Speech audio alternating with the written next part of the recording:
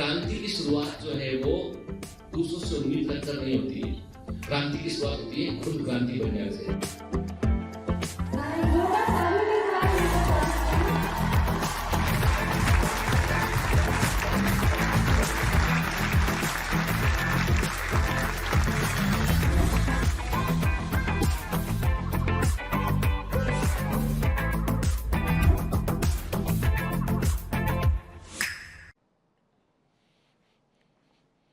Hello commanders, welcome to Biomentors classes online. I am doctor Jitendra Singh. तो बेटा हम पढ़ रहे हैं ह्यूमन फिजियोलॉजी, और ह्यूमन फिजियोलॉजी में अभी हमें एक्सक्रीटरी सिस्टम में excrete product and their elimination, ठीक है ना। अब आप में से कुछ बच्चों को लग रहा है कि सर थोड़े लेक्चर लंबे हैं, लेंथी लेक्चर्स हो रहे हैं थोड़े से, और आप जब एमसीक्यू डिस्कस कर रहे हो तो लेक्चर का लेंथ थोड़ा और बढ़ रहा है। तो बेटा ऐसा है कि मैं हर बार आपसे एक बात कहता हूं कि बेटा थोड़ा सा जो है वो एफर्ट एक्स्ट्रा करने पड़ेंगे हमें, क्योंकि हमें टाइम पर अपना सिलेबस पूरा करना है। और सिलेबस में जो भी हिस्से बचे हैं तो हमारे पास हमेशा दो चॉइस होती है। एक चॉइस ये होती है कि हम जो है वो कट शॉर्ट कर दें और बिल्कुल टू दी पॉइंट जो है एक एक वो शब्दों को बांटते हुए हम आगे निकल जाएं, ठीक है। या सेकंड है कि हम कॉन्सेप्ट को समझे, क्योंकि एक्सक्रीटरी सिस्टम एक कॉम्प्लिकेटेड सिस्टम होता है जिसको समझने के में जो है यदि इसको हमने आज यहां नहीं समझाना तो कभी समझ में नहीं आएगा। इसलिए प्लीज, है ना, मुझे मेरा समय लेने दीजिए, मुझे पढ़ाने दीजिए, और जितना वक्त लग रहा है बेटा वो हम इन्वेस्ट कर रहे हैं, वो टाइम का वेस्टेज नहीं है, वो इन्वेस्टमेंट ऑफ टाइम है, ठीक है ना, क्लियर। क्योंकि एक बार कॉन्सेप्ट क्लियर होगा तो हम जो है वो कितने भी ऑप्शन दे रखे होंगे एक क्वेश्चन में, हम तब भी सही ऑप्शन को हम चुन लेंगे, ठीक है। तो वो टाइम का इन्वेस्टमेंट है। दूसरा ये कि अभी सैटरडे को भी लेक्चर लिया, संडे को भी लेक्चर लिया लगातार, तो देखो बेटा एक या 2 वीक की बात है, हमारा कोर्स हम फिनिश कर लेंगे, ठीक है।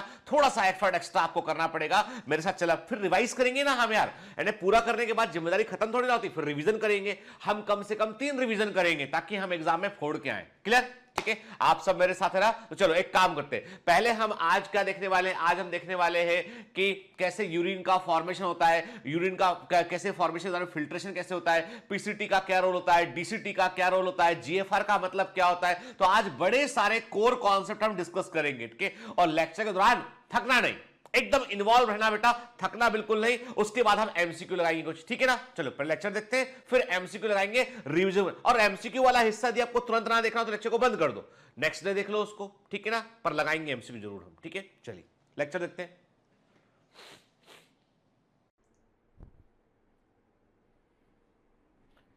Hello commandos, welcome to Biomentors classes online. I am doctor Jitendra Singh और हम पढ़ रहे हैं ह्यूमन फिजियोलॉजी।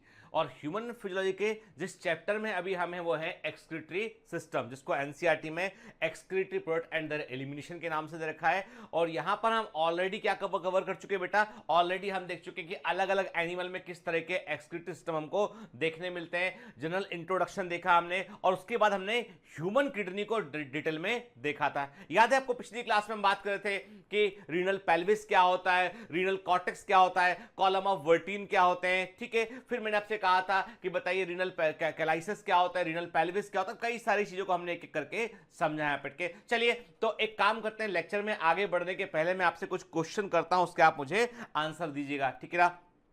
आपको बताना है कि what is the cortical nephron, cortical nephron क्या होते हैं, what is the meaning of cortical nephron, के कॉर्टिकल नेफ्रॉन वर्ड का मतलब क्या होता है, और दूसरा जक्स्ट्रा मेडुलरी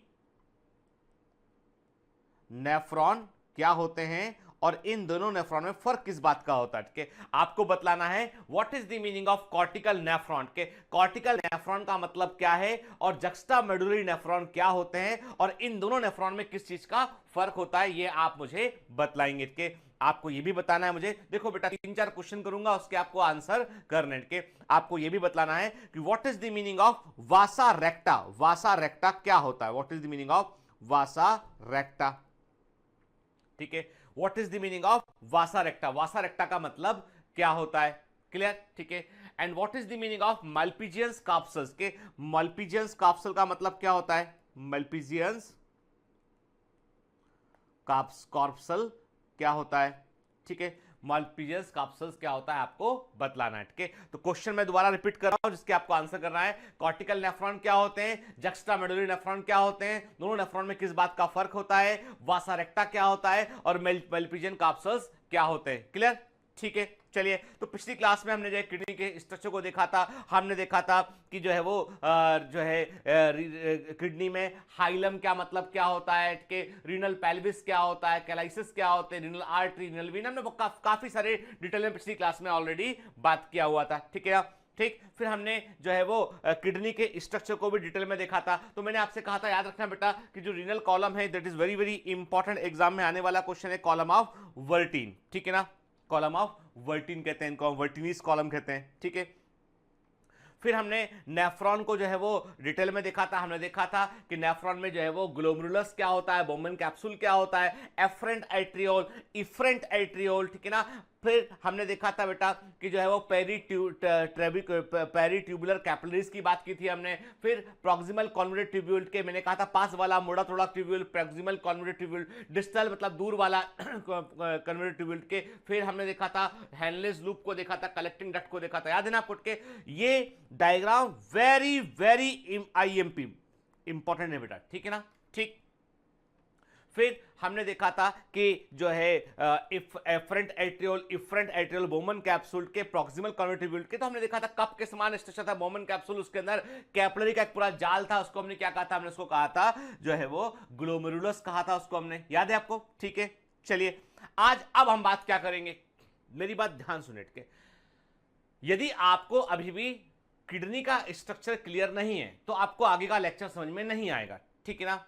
और यदि आपने पिछला लेक्चर नंबर 2 मिस किया है तो बेटा प्लीज लेक्चर नंबर 2 को पहले कवर कीजिए, फिर लेक्चर नंबर 3 पर आप आइए, क्योंकि किडनी का स्ट्रक्चर, रीनल स्ट्रक्चर को समझना जरूरी है आगे की प्रोसेस को समझने के लिए। पहले तो आप फिल्टर का स्ट्रक्चर देखो कि हमारे किडनी का फिल्टर किस तरह का है देखो। और मैं आपको कहता हूं कि यदि आप आंखें भी, मैंने आपको पिछली क्लास में जितनी बार रिपीट किया बताया, यदि आप आंखें ही बंद करोगे आपको सब चीजें याद आएंगी। कि मैंने आपसे कहा था किडनी का जो पेरीफेरी वाला भाग है वो रीनल कॉर्टेक्स है, फिर जो अंदर वाला भाग है रीनल मेडुला है, मेडुला जो है वो पिरामिड के समान होता है, तो हम उसको क्या बोलते हैं, मेडुलरी पिरामिड कहते हैं। कॉर्टेक्स का कुछ हिस्सा जो है पिरामिड के बीच तक आता है, उसे हम कॉलम ऑफ वर्टीन कहते हैं, ठीक है ना, क्लियर। फिर मैंने कहा था कि रीनल मेडुला जो है छोटे छोटे जो है वो डक्ट से खुलता है, कहां पर, एक बड़े हिस्से में जाके खुलता है, उन छोटे को माइनर कैलिक्स कहते हैं, उनसे मिलने पर मेजर कैलिक्स बनता है। देन बड़ा हिस्सा रीनल पेल्विस होता है, जो कि वास्तव में हमें फनल के समान दिखाई पड़ता है, जो यूरेटर में यूरिन को ड्रॉ करता है, ठीक है ना। फिर मैंने आपसे कहा था कि जब हम जो है वो और डिटेल में जाके देखते हैं तो हमें नेफ्रॉन दिखाई पड़ते हैं। तो नेफ्रॉन में मैंने आपसे कहा था कि ग्लोमेरुलस वाला हिस्सा जो है बेसिकली कहां दिखाई पड़ता है, आपको कॉर्टेक्स में दिखाई पड़ता है। लूप ऑफ हेनले जो है वो मेडुला के अंदर तक जाता है, कि जो जक्स्टा मेडुलरी नेफ्रॉन होते हैं उनमें लूप ऑफ हेनले मेडुला के अंदर तक डीप सीटेड होता है वो, ठीक है ना, फिल्ट्रेशन में इन्वॉल्व होता है ना। तो जो स्ट्रक्चर है किडनी का वो एकदम दिमाग में क्लियर रहना चाहिए, आंख बंद करते तस्वीर सामने आपकी उसकी आनी चाहिए, क्लियर। तो देखो बेटा, मैं हमेशा एक बात कहता हूं आपसे कि हम सब में बहुत इफिशिएंसी है, बहुत क्षमता है आपके दिमाग के अंदर, लेकिन क्या होता है आप उसको चांस ही नहीं देते हो। चांस दीजिए अपने आप। मैं कहता हूं आपको कि आपको ये चैप्टर जो है इसमें फोड़ देंगे आपके, कोई क्वेश्चन आपका गलत नहीं होगा, ठीक है। चलिए, अब यूरिन फॉर्मेशन, मेरी बात सुनो पहले, कि पीछे लिखा बाद में पढ़ना, मुझे मालूम है पीछे लिखा पढ़ने का बहुत मन करता है, पर पहले मेरी बात सुनो आप अच्छे से। देखो बेटा, सिंपल सी बात है, सबसे पहले जो किडनी है उसका काम क्या है, पहले तो हम सोचते हैं किडनी का काम क्या है। किडनी का काम यह है कि जो नाइट्रोजनस वेस्टेज बने हैं, यूरिया जो बना है उसको बाहर एक्सक्रीट करना है, जो एक्सरे अतिरिक्त सॉल्ट अंदर आ गए उनको भी बाहर निकालना है, कि जो और जो है वो, और जो भी एक्सक्रीशन करना है वो ऐसा करना है कि बड़ी मात्रा में वाटर का लॉस ना हो, not to loss too much water, क्योंकि यूरिया को निकालने के लिए कुछ ना कुछ वाटर तो बाहर रिलीज करना पड़ेगा। तो हम ऐसा मानते हैं कि यूरिन को आपको एक पर्याप्त कॉन्सेंट्रेशन के साथ में बाहर रिलीज करना पड़ेगा, क्लियर, ताकि वाटर भी सेव हो, आप जो एसेंशियल सॉल्ट जो फिल्ट्रेशन के दौरान बाहर निकल गए थे उनको आप रिक्लेम कर सके, दोबारा वापस अंदर बुला सकें आप, ठीक है। अब समझो मेरी बात, किडनी पूरी की पूरी यूरिन बनाने की प्रोसेस को 3 स्टेप में करती है। सुनना मेरी बात के, पीछे लिखा बातें पढ़ेंगे, आप सुनो पहले, आपको सिंपल भाषा में समझो बेटा के। किडनी यूरिन को बनाने की प्रोसेस जो है वो 3 हिस्सों में करती है। सबसे पहले तो वो करती है ग्लोमेरुलर फिल्ट्रेशन करती है। सबसे पहले तो ब्लड को फिल्टर करने के लिए ब्लड को छानना पड़ेगा, ठीक है। तो ब्लड को छान लेती है वो, जैसे हम चाय, आपने कभी चाय बनाया, चाय का अरे चाय बनाई होगा आपने, के मैंने बनाया, आपने बनाया, हम सब तो इंडिया में चाय बनाना तो जो है वो आदमी को आना ही चाहिए, ठीक है। चाय बनने के बाद आप क्या करते हो, आप जब चाय को सर्व करते हो तो आप छलनी से चाय को छान देते हो। तो छलनी से चाय को आप छानते हो तो क्या था, कप के अंदर चाय आता है, लेकिन जो चाय की पत्ती थी और जो अदरक के बड़े बड़े टुकड़े आपने डाले थे वो सब क्या था, छलनी में ऊपर रह जाते ना, ठीक है। मतलब आपने यदि मान लो छलनी यूज ना करते तो क्या होता कि पूरा का पूरा चाय का जो भी चाय की पत्ती थी, जो भी अदरक का जो आपने डोज डोज के अदरक डाला था चाय के अंदर, वो भी उसके अंदर आता, कहा कप के अंदर आता है ना, तो पीने में दिक्कत होता आदमी को। तो आपने क्या किया, छलनी का इस्तेमाल किया। बिल्कुल इमेजिन कीजिए कि आपके ब्लड में क्या है, आपके ब्लड में है रेड ब्लड कार्पल्स है, आपके आरबीसी है, इंपॉर्टेंट सेल है।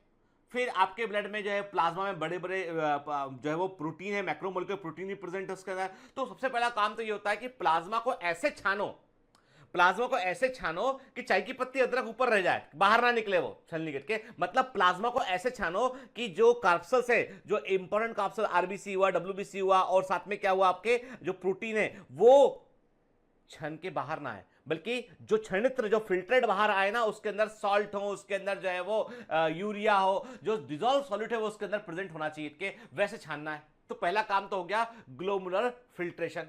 क्या हो गया बेटा, ग्लोमेरुलर फिल्ट्रेशन क्यों बोला हमने कि भाई कैपिलरी जो है ग्लोमेरुलस है, वहां से फिल्टर निकाल के आप कहां भेज रहे हो उसको, आप उसको भेज रहे हो कहां पर, इसको बोमेन्स कैप्सूल में भेज रहे हो आप। बोमेन कैप्सूल से वो पीसीटी में जाएगा, है ना, ठीक है। अभी केवल इमेजिन कर रहे हैं हम, बाद में हम एक एक प्रोसेस को समझेंगे। तो पहले छानना है। आपने कहा सर छानने के दौरान तो क्या हुआ कि मोस्ट ऑफ दी वाटर जो था, जो वाटरी कंटेंट था प्लाज्मा का, वो तो चला गया कहां पे, फिल्ट्रेशन में बाहर चला गया, वो तो बोमन कैप्सूल में चला गया वो तो। अब क्या करें, तो इससे तो वाटर की कमी होने लगी बॉडी के अंदर। तो अब दूसरा काम ये है कि भाई जो एक्स्ट्रा वाटर आपका चला गया है ना, जिस वाटर की जरूरत नहीं, जिसको वापस नहीं तो क्या होगा, डिहाइड्रेशन हो जाएगा अटके, और आपको खूब सारा पानी पीना पड़ेगा। तो यूरिन बनाने की दूसरी इंपॉर्टेंट प्रोसेस तो ये कि जो वाटर एक्स्ट्रा चला गया है बाहर के छन्ने के, क्योंकि देखो वाटर को बाहर इसलिए निकालना पड़ा था कि यूरिया पूरा बाहर निकल जाए, अधिकांश यूरिया बाहर निकल जाए। तो वाटर को बाहर निकाला वेस्टेज के साथ में। तो अब क्या करना पड़ेगा आपको, सिलेक्टिवली वाटर को अंदर लेना पड़ेगा।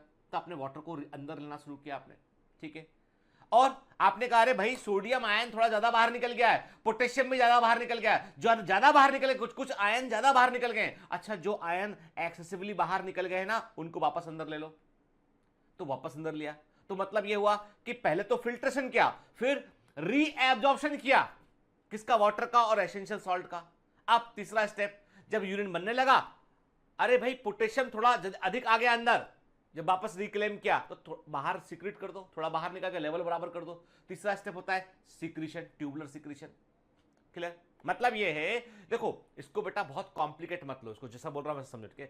सबसे पहले छानेंगे, छानने के बाद जो एक्स्ट्रा चीजें बाहर निकल गई उनको वापस अंदर लेंगे, और फिर उसके बाद देखेंगे कि यूरिन के अंदर सब कुछ बराबर है। यदि मान लो अंदर को ज्यादा है तो बाहर सीक्रेट कर देंगे, बस इतनी सी बात है। चलो देखते हैं हम के।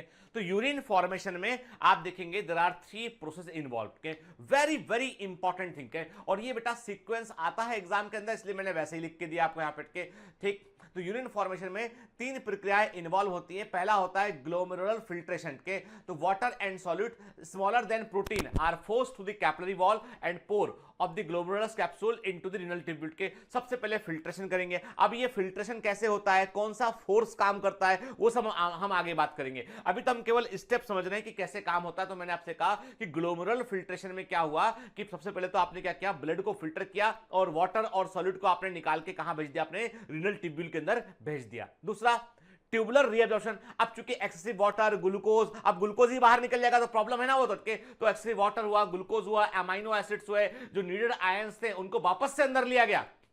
तो ये हो गया ट्यूबुलर रीअब्जॉर्प्शन हो गया। और तीसरा स्टेप क्या है, ट्यूबुलर सिक्रेशन। जो हाइड्रोजन आयन अधिक थे उनको बाहर निकाला, पोटेशियम आयन अधिक थे उनको बाहर सिक्रेट किया, क्रिएटिनिन को बाहर सिक्रेट किया। यदि कोई दवा खाई है, दवा को भी बाहर सिक्रेट किया। तो कुल मिलाकर बात यह कि ट्यूबुलर सिक्रेशन हुआ। तो मतलब यूरिन फॉर्मेशन में बिल्कुल बेटा दिमाग में सेट कर लो, अभी यहीं के यहीं याद कर लो, बाद के लिए कुछ नहीं। ये मत बोलना अभी नोट्स बनाएंगे, फिर एक दिन मुहूर्त निकलेगा, तिथि देखेंगे, फिर नोट्स को याद करेंगे, कुछ नहीं। जो जहां पढ़ रहे हो वहीं याद करो। आपके बायोमेंटर्स के लेक्चर लंबे होते हैं क्योंकि हम कोशिश करते हैं लेक्चर के दौरान ही आपको याद करा दें के। तो मेरी बात ध्यान सुन के, मतलब यूरिन फॉर्मेशन में 3 चीजें इन्वॉल्व हैं बेटा। पहला है फिल्टरेशन, दूसरा है रीएब्जॉर्प्शन और तीसरा है सीक्रेशन। पहले तो ग्लोमेरुलर फिल्ट्रेशन, फिल्टर किया ब्लड को, फिर जो एक्सेसिव वाटर हुआ, ग्लूकोज हुआ, अमाइनो एसिड हुआ, एसेंशियल नीडेड सॉल्ट हुए, जो बाहर निकल गए थे उनको अंदर लिया। और उसके बाद देखा कि हाँ भाई कोई अंदर एक्स्ट्रा यदि प्रेजेंट है, क्रिएटिनिन हुआ, ड्रग्स है, तो उनको बाहर निकाल दिया, सीक्रेशन कर दिया। तो नहीं भूलना बेटा, बिल्कुल नहीं भूलना। क्या ग्लोमुलर फिल्ट्रेशन, ट्यूबुलर रीएब्जॉर्प्शन और ट्यूबुलर सिक्रीशन। अरे यार याद करो, आंखें बंद करके याद करो कि क्या क्या हो गया बेटा। मैंने कहा ग्लोमुलर फिल्ट्रेशन, ट्यूबुलर रीएब्जॉर्प्शन और ट्यूबुलर सिक्रीशन। फिर से बोलूं एक बार? हाँ, कौन बोलेगा इस बार? यस, आप बोलेंगे। नंबर 1 क्या हुआ बेटा? बोलो, बोलना है साथ में। मैं नई टेक्नोलॉजी में सुन रहा हूं, क्या बोलते हैं। नंबर 1 क्या हो गया? Yes, very good, glomerular filtration. Number 2 क्या हो गया? जल्दी जोर से बोलिए। नंबर 2 क्या हो गया? Tubular reabsorption. और नंबर 3 क्या हो गया?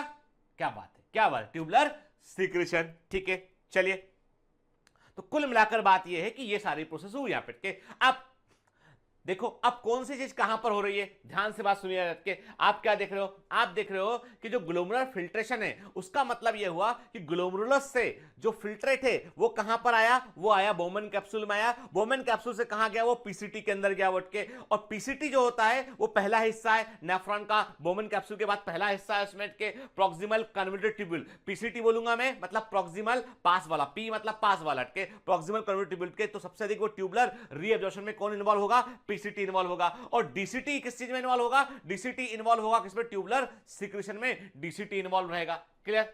ठीक है, तो देखिए आपके अब तीनों, अब इस स्क्रीनशॉट ले लिया बेटा इसका, कि बड़ा इंपॉर्टेंट डायग्राम है कि बहुत इंपॉर्टेंट डायग्राम है ये, और आगे काम आएगा कई बार।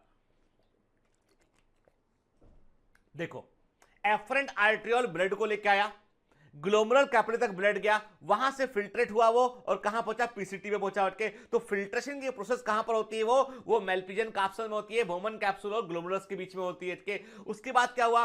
पीसीटी में आया वो फिल्ट्रेट, वहां से ग्लूकोज को अंदर लिया, अमाइनो एसिड को अंदर लिया, एक्स्ट्रा सोडियम जो बाहर निकलेगा उसको अंदर लिया, वाटर को अंदर लिया। तो कुल मिला के जो है रीएब्जॉर्प्शन कहां हुआ? मेनली पीसीटी के अंदर हुआ। ठीक है, फिर लूप ऑफ हैनले में यूरिन को कॉन्सेंट्रेट किया गया। फिर हमने क्या देखा? जब डीसीटी में पहुंचे हम के डिस्टल कन्वर्टेड ट्यूब्यूल में पहुंचे हम, तो हमने क्या देखा? हमने कहा कि जो डीसीटी है उसमें हमने क्या किया? हमने जो है वो डीसीटी के अंदर हमने जो है वो सिक्रीशन किया। हमने क्या किया? कैपिलरी से जो है वो जो एक्स्ट्रा हाइड्रोजन आयन अंदर प्रेजेंट थे उनको बाहर निकाला, एक्स्ट्रा पोटेशियम आयन को बाहर निकाला, जो कोई ड्रग्स यदि प्रेजेंट है उसको बाहर निकाला हमने। तो इसका मतलब ट्यूबुलर सिक्रीशन कहां हुआ? वो सिक्रीशन कहां पर हुआ? वो हुआ कहां पर? वो हुआ डीसीटी के अंदर हुआ। क्लियर? ठीक है, तो हम कंफ्यूज ना हो इसलिए इसको हम यहां से ऐसा हटा देते हैं। क्या?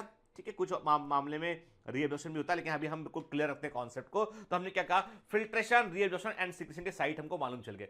फिल्ट्रेशन बोमन कैप्सूल वाली बात की हमने के, और रीएब्जॉर्प्शन हमने पीसीटी की बात की हमने, और सिक्रीशन डीसीटी की बात की हमने। ठीक है, क्लियर? देखिए, ठीक है, एकदम समझते चले। और जब इसके बाद जब हम एनसीईआरटी पढ़ेंगे ना, तो हमको लगेगा कुछ भी नहीं लिखा एनसीईआरटी में, तो क्या एकदम बच्चों सा लगेगा हमको। इसलिए हमको पहले समझना जरूरी है। बहुत सारी बातें करूंगा लेक्चर के दौरान से, बहुत सारा आपको बार बार रिपीट करूंगा, बोर भी करूंगा आपको मैं, लेकिन मुझे इतना पता है कि फाइनल आउटकम बेहतर होगा कि आप फोड़ के आएंगे पेपर में के। तो glomerular filtration, tubular reabsorption and tubular secretion. तो ग्लोमुलर फिल्ट्रेशन ग्लोमुलस में हुआ, ग्लोमुलर कैप्सूल के अंदर हुआ, पीसीटी में जो है ट्यूबुलर रीएब्जॉर्प्शन हुआ, और डीसीटी में क्या हुआ बेटा? ट्यूबुलर सिक्रीशन हुआ। जब ट्यूबुलर रीएब्जॉर्प्शन होगा तो जो भी मटेरियल है वो पीसीटी से कैपिलरी में जाएंगे, और ट्यूबुलर सिक्रीशन होगा तो मटेरियल कैपिलरी से डीसीटी के अंदर आएंगे। याद रखना इस बात को। ठीक है, चलिए अब आते हैं एनसीईआरटी में क्या लिखा उस पर आते हैं। एनसीईआरटी लिखता है urine formation involves 3 main process. Urine के निर्माण में 3 मुख्य प्रक्रियाएं इन्वॉल्व होती है, जो अलग अलग पार्ट नेफ्रॉन के अलग अलग पार्ट में होती है। Takes place in different parts of the nephron. याद रखना, सेम पार्ट ऑफ नेफ्रॉन में नहीं होती है, डिफरेंट पार्ट ऑफ नेफ्रॉन में होती है। क्लियर बेटा? ठीक है, पहला प्रोसेस क्या है इसमें? Glomerular filtration. दूसरा क्या है? रीएब्जॉर्प्शन। तीसरा क्या है? सिक्रीशन। ठीक है, याद रखना बिल्कुल। और ये सीक्वेंस के साथ याद रखना है बेटा। कैसे याद रखना है? ये सीक्वेंस में आपको याद रखना है। ठीक है, फिर the first step in urine formation is the filtration of blood. क्या बोलते हैं टेस्ट को? ब्लड का फिल्ट्रेशन होता है, और जो कहां होता है? जो होता है ग्लोमुलस में होता है, इसलिए इसको क्या बोलते हैं? इसको बोलते हैं हम ग्लोमुलर फिल्ट्रेशन कहते हैं। इसे हम ग्लोमुलर फिल्ट्रेशन कहते हैं। यानी पहला स्टेप होता है ब्लड को फिल्टर करना, जो ग्लोमेरुलस में होता है, इसलिए इसको ग्लोमुलर फिल्ट्रेशन कहते हैं। बताओ मेरे को, अभी तक कोई चीज कठिन लगी इसमें? कोई चीज कठिन नहीं है ना? मैंने कहा पहला प्रोसेस होता है फिल्ट्रेशन, जो ग्लोमेरुलस के अंदर होता है, इसे ग्लोमुलर फिल्ट्रेशन कहते हैं हम। ठीक है, कैसे होता है आप समझ लो। अब समझो, जो एनसीईआरटी में नहीं लिखा वो समझते हैं हम। देखो बेटा, एक्चुअली हो क्या रहा है, एफरेंट आर्टियोल ब्लड को लेके अंदर आ रही है और अंदर कैपिलरी का नेटवर्क बना है जिसको हमने क्या बोला, ग्लोमेरुलस कहा था मिनट के। और जो ग्लोमेरुलस जो होता है उसके अंदर के जो ग्लोमेरुलस के अंदर जो ब्लड प्रेशर है, जो कैपिलरी का ब्लड प्रेशर है, ग्लोमेरुलस के अंदर जो कैपिलरी जो ब्लड प्रेशर जो है वो कैपिलरी के अंदर जो ग्लोमेरुलस में या हम बोलते हैं कैपिलरी में या ग्लोमेरुलस में जो प्रेशर है वो प्रेशर कितना है के हमने कहा वो प्रेशर होता है 55 mmHg। ठीक है, कैपिलरी के लेवल पर जो ब्लड प्रेशर होता है, जो ब्लड प्रेशर प्रेजेंट है, जो हाइड्रोस्टेटिक प्रेशर या ब्लड प्रेशर कैपिलरी के लेवल पर ग्लोमेरुलस में प्रेजेंट है वो 55 mmHg होता है। कितना होता है, 55 mmHg। Okay, and this is the pressure, ध्यान से बात सुनिए, यही वो प्रेशर है जो ब्लड को बाहर की ओर, जो ब्लड को कहां भेज रहा है, वो उसको बोमेन कैप्सूल में बाहर की ओर ब्लड को भेज रहा है। ठीक है, मतलब The entire filtration depends upon the two pressure difference। जो पूरा का पूरा फिल्ट्रेशन है वो दो प्रेशर के अंतर पर डिपेंड करता है। एक प्रेशर तो वो है जो ब्लड को धका रहा है बाहर निकलने के लिए, दूसरा वो है जो प्रेशर को जो है वो एक्सेप्ट नहीं कर रहा है, वो वापस से ब्लड को बाहर रोक रहा है, वो अंदर आने का विरोध कर रहा है। के दो तरह के फोर्स होंगे, एक बोमेन कैप्सूल के अंदर ब्लड को भेजने का प्रेशर है और एक बोमेन कैप्सूल के अंदर का ऐसा प्रेशर जो ब्लड को रोक रहा है, नहीं अंदर नहीं आना। ठीक है, तो इसका मतलब है उसके बावजूद जो है, इसके बावजूद यदि ब्लड बोमेन कैप्सूल के में आ रहा है, छन रहा है, छनकर ब्लड का फिल्ट्रेट अंदर आ रहा है बोमेन कैप्सूल में, इसका मतलब धकाने वाला प्रेशर जो ब्लड को पुश कर रहा है टू दी बोमेन कैप्सूल वो अधिक है। ठीक है, तो हमने क्या कहा, हमने कहा कैपिलरी ब्लड प्रेशर 55 mmHg है जो ब्लड को बाहर की ओर पुश कर रहा है, हमने पुश लिख लिया। ठीक है, अब धकाने वाला है ना। अब इसके अलावा जो कैपिलरी है उसके अंदर प्लाज्मा प्रोटीन प्रेजेंट है, वो कोलाइडल प्रेशर को वो कोलाइड के फॉर्म में होते हैं और ऑस्मोटिक प्रेशर क्रिएट करते हैं। तो जो ब्लड प्रेशर है उसको जब ब्लड को बाहर धका रहा है तो ब्लड के अंदर खुद ही प्रेजेंट जो प्लाज्मा के प्रोटीन है उनका अपना एक ऑस्मोटिक प्रेशर, एक कोलाइडल ऑस्मोटिक प्रेशर होता है, वो विरोध कर रहा है उसका। वो कितना होता है, वो होता है 30 mmHg। 30 mmHg is the colloidal osmotic pressure के, it is the colloidal osmotic pressure के 30 mmHg कोलाइडल ऑस्मोटिक प्रेशर है, सीओपी है। और जो विरोध कर रहा है, जो क्या कर रहा है, जो रजिस्ट कर रहा है, ये क्या कर रहा है, ये रजिस्ट कर रहा है, ये बोल रहा है नहीं ब्लड को बाहर नहीं भेजना। ठीक है, और क्या है, और इसके अलावा जो बोमेन कैप्सूल है उस कैप्सूल के अंदर भी एक हाइड्रोस्टेटिक प्रेशर प्रेजेंट है, क्योंकि कैप्सूल खाली तो नहीं होगा ना, बोमेन कैप्सूल के अंदर भी कोई ना कोई सिक्रेशन भरा होगा के, तो बोमेन कैप्सूल के अंदर ऑलरेडी जो फ्लूइड या सिक्रेशन प्रेजेंट है वो उसका अपना एक हाइड्रोस्टेटिक प्रेशर होगा कि वो होता है 15 mmHg। ठीक है, जो रजिस्ट करता है। इसका मतलब ये हुआ कि जो कैपिलरी के अंदर का ब्लड प्रेशर है वो 55, देखो समझो फिल्ट्रेशन प्रोसेस करके, मुझे मालूम है आपका ध्यान इधर उधर जा रहा है, इधर उधर ध्यान मत दो के, मैं जो कह रहा हूं बात सुनो के।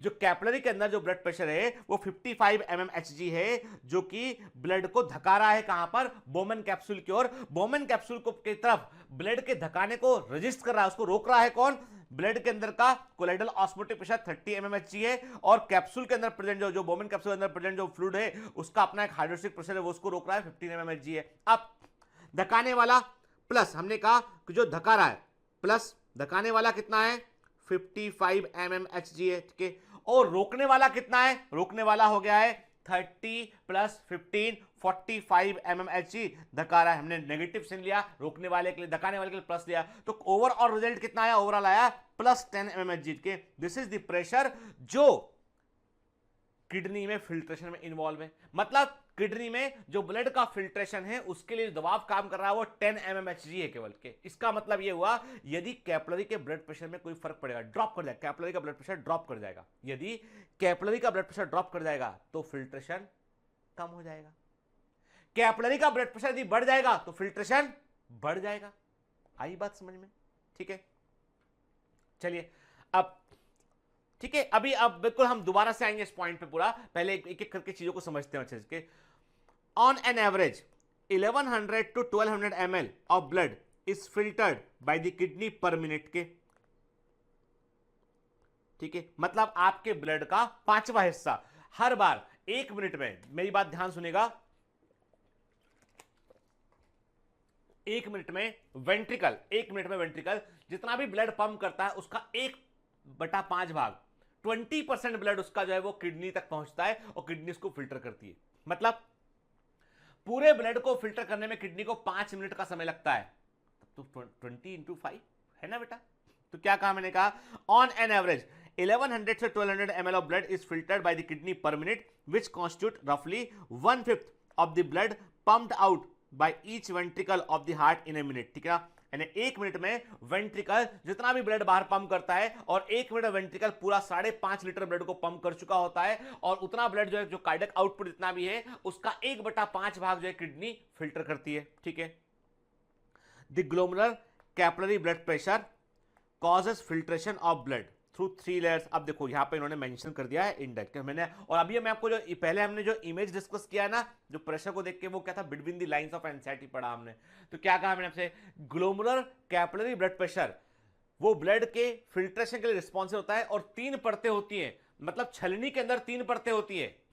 जो किडनी के अंदर जो अल्ट्रा फिल्ट्रेशन हो रहा होता है, फिल्ट्रेशन जो हो रहा होता है, उसमें 3 लेयर इन्वॉल्व है। अब वो आप बोलोगे सर 3 लेयर कौन सी है, देखो बिल्कुल सिंपल फंडा के, एक तो हो गया बेटा कैपिलरी का लेयर हो गया, एक तो कैपिलरी का लेयर हो गया, हो ना, वो क्या है, वो है एंडोथेलियम, है ना, वो क्या है, वो है एंडोथेलियम। दूसरा हो गया बेसमेंट मेम्ब्रेन, बेसमेंट मेम्ब्रेन हो गया, ये क्या चीज होती है, ये कैपिलरी और जो ग्लोमेरुलस है उसके बीच में एक लेयर होगी बेटा, एक लेयर होगी, ठीक है, जिसे हम बेसमेंट मेम्ब्रेन कहते हैं, ठीक है, प्रोटीनस लेयर होती है, तो बेसमेंट मेम्ब्रेन हो गया। ठीक है, और तीसरा क्या हो गया, तीसरा हो गया ग्लोमेरुलस की अपनी लेयर, ठीक है, उसकी बोमेन कैप्सूल के, मैंने बोमेन कैप्सूल की जो है वो कैप्सुलर, हम लोग लिखेंगे कैप्सुलर लेयर, ठीक है, जो पोडोसाइट सेल से बनी होती हैं। ठीक है, तो मतलब ये हुआ कि 3 परतें जो है वो, अब देखिए, देखो क्या लिखा है इसमें, इसमें लिखा कि the glomerular capillary blood pressure causes, अब ये कैसे कॉज कर रहा है बेटा, मैंने आपसे कहा था ये कितना होता है, ये 55 mmHg होता है। ठीक है, 45 mmHg जो टोटल क्या आता है, वो आता है colloidal osmotic pressure plus hydrostatic pressure present in the tube, जो है वो बोमेन कैप्सूल, वो मिला के 45 mmHg होता है। तो इसके अंतर को से कितना अंतर निकल के आता है, प्लस 10 mmHg का अंतर निकल के आता है, जो कि ब्लड, जो कि फिल्ट्रेशन के लिए रिस्पॉन्सिबल फोर्स होता है। ठीक है, क्या लिखा है, 3 परतों से होता है। 3 परतें क्या है, ये 3 परतें देखिए, देखते हैं इसमें, पहले हम स्टेटमेंट देखते हैं। ये 3 परतें क्या है बेटा, इसमें मैंने आपसे कहा, हाँ, ये 3 परतें क्या हो गई हैं, ये 3 परतें हो गई हैं इसमें।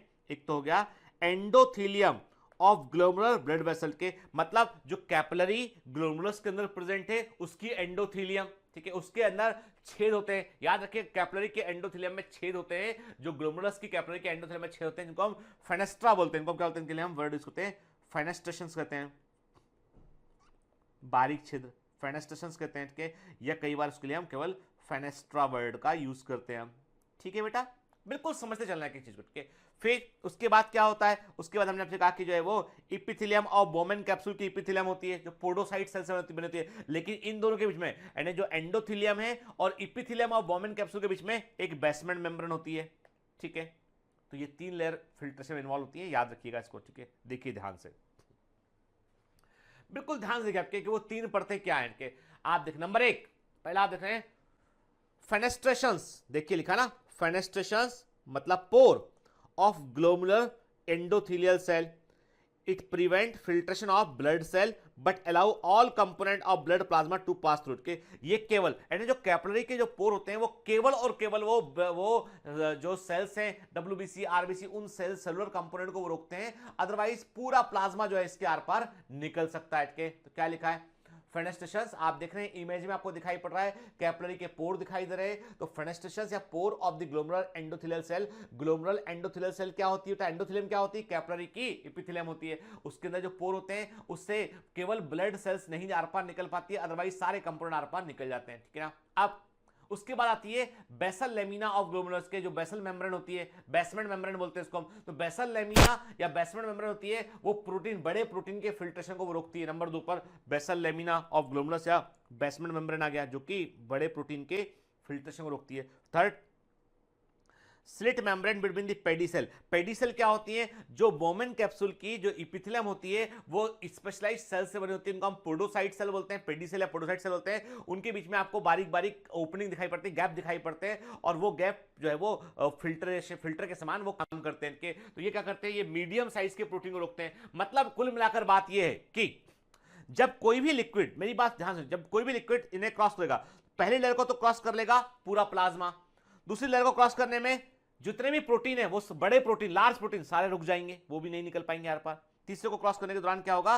केवल स्मॉल प्रोटीन वो भी रुक जाएंगे। अब केवल मतलब फिल्ट्रेट में केवल क्या आ पाएगा? फिल्ट्रेट में केवल क्या आ पाएगा? फिल्ट्रेट में केवल आ पाएगा वाटर, मिनरल सॉल्ट्स, यूरिया और अमाइनो एसिड्स, ग्लूकोज, इस तरह के केमिकल फिल्ट्रेट में आ जाएंगे। लेकिन large protein, medium size of protein वो नहीं आ पाएंगे।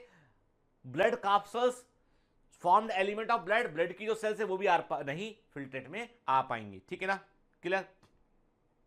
देखिए अब देखते हैं।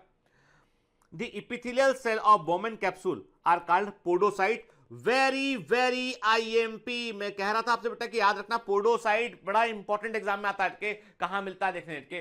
तो बोमेन कैप्सूल की जो एपिथेलियल सेल होती है उन्हें हम पोडोसाइट कहते हैं, और वो इस प्रकार से अपने आप को अरेंज करती हैं कि उनके बीच में आपको बारीक बारीक गैप देखने मिलते हैं। जैसे मैंने कहा ये एक पोडोसाइट सेल है, ये दूसरी पोडोसाइट सेल है, तीसरी पोडोसाइट सेल है, ठीक है, चौथी पोडोसाइट सेल है, तो इसके बीच में आपको ये गैप देखने मिल रहा है। This is the gap, this is the gap, और ये लंबे पतले गैप होते हैं जिनको हम बोलते हैं स्लिट्स कहते हैं, इनको हम स्लिट पोर कहते हैं, स्लिट्स कहते हैं, स्लिट पोर कहते हैं। Clear?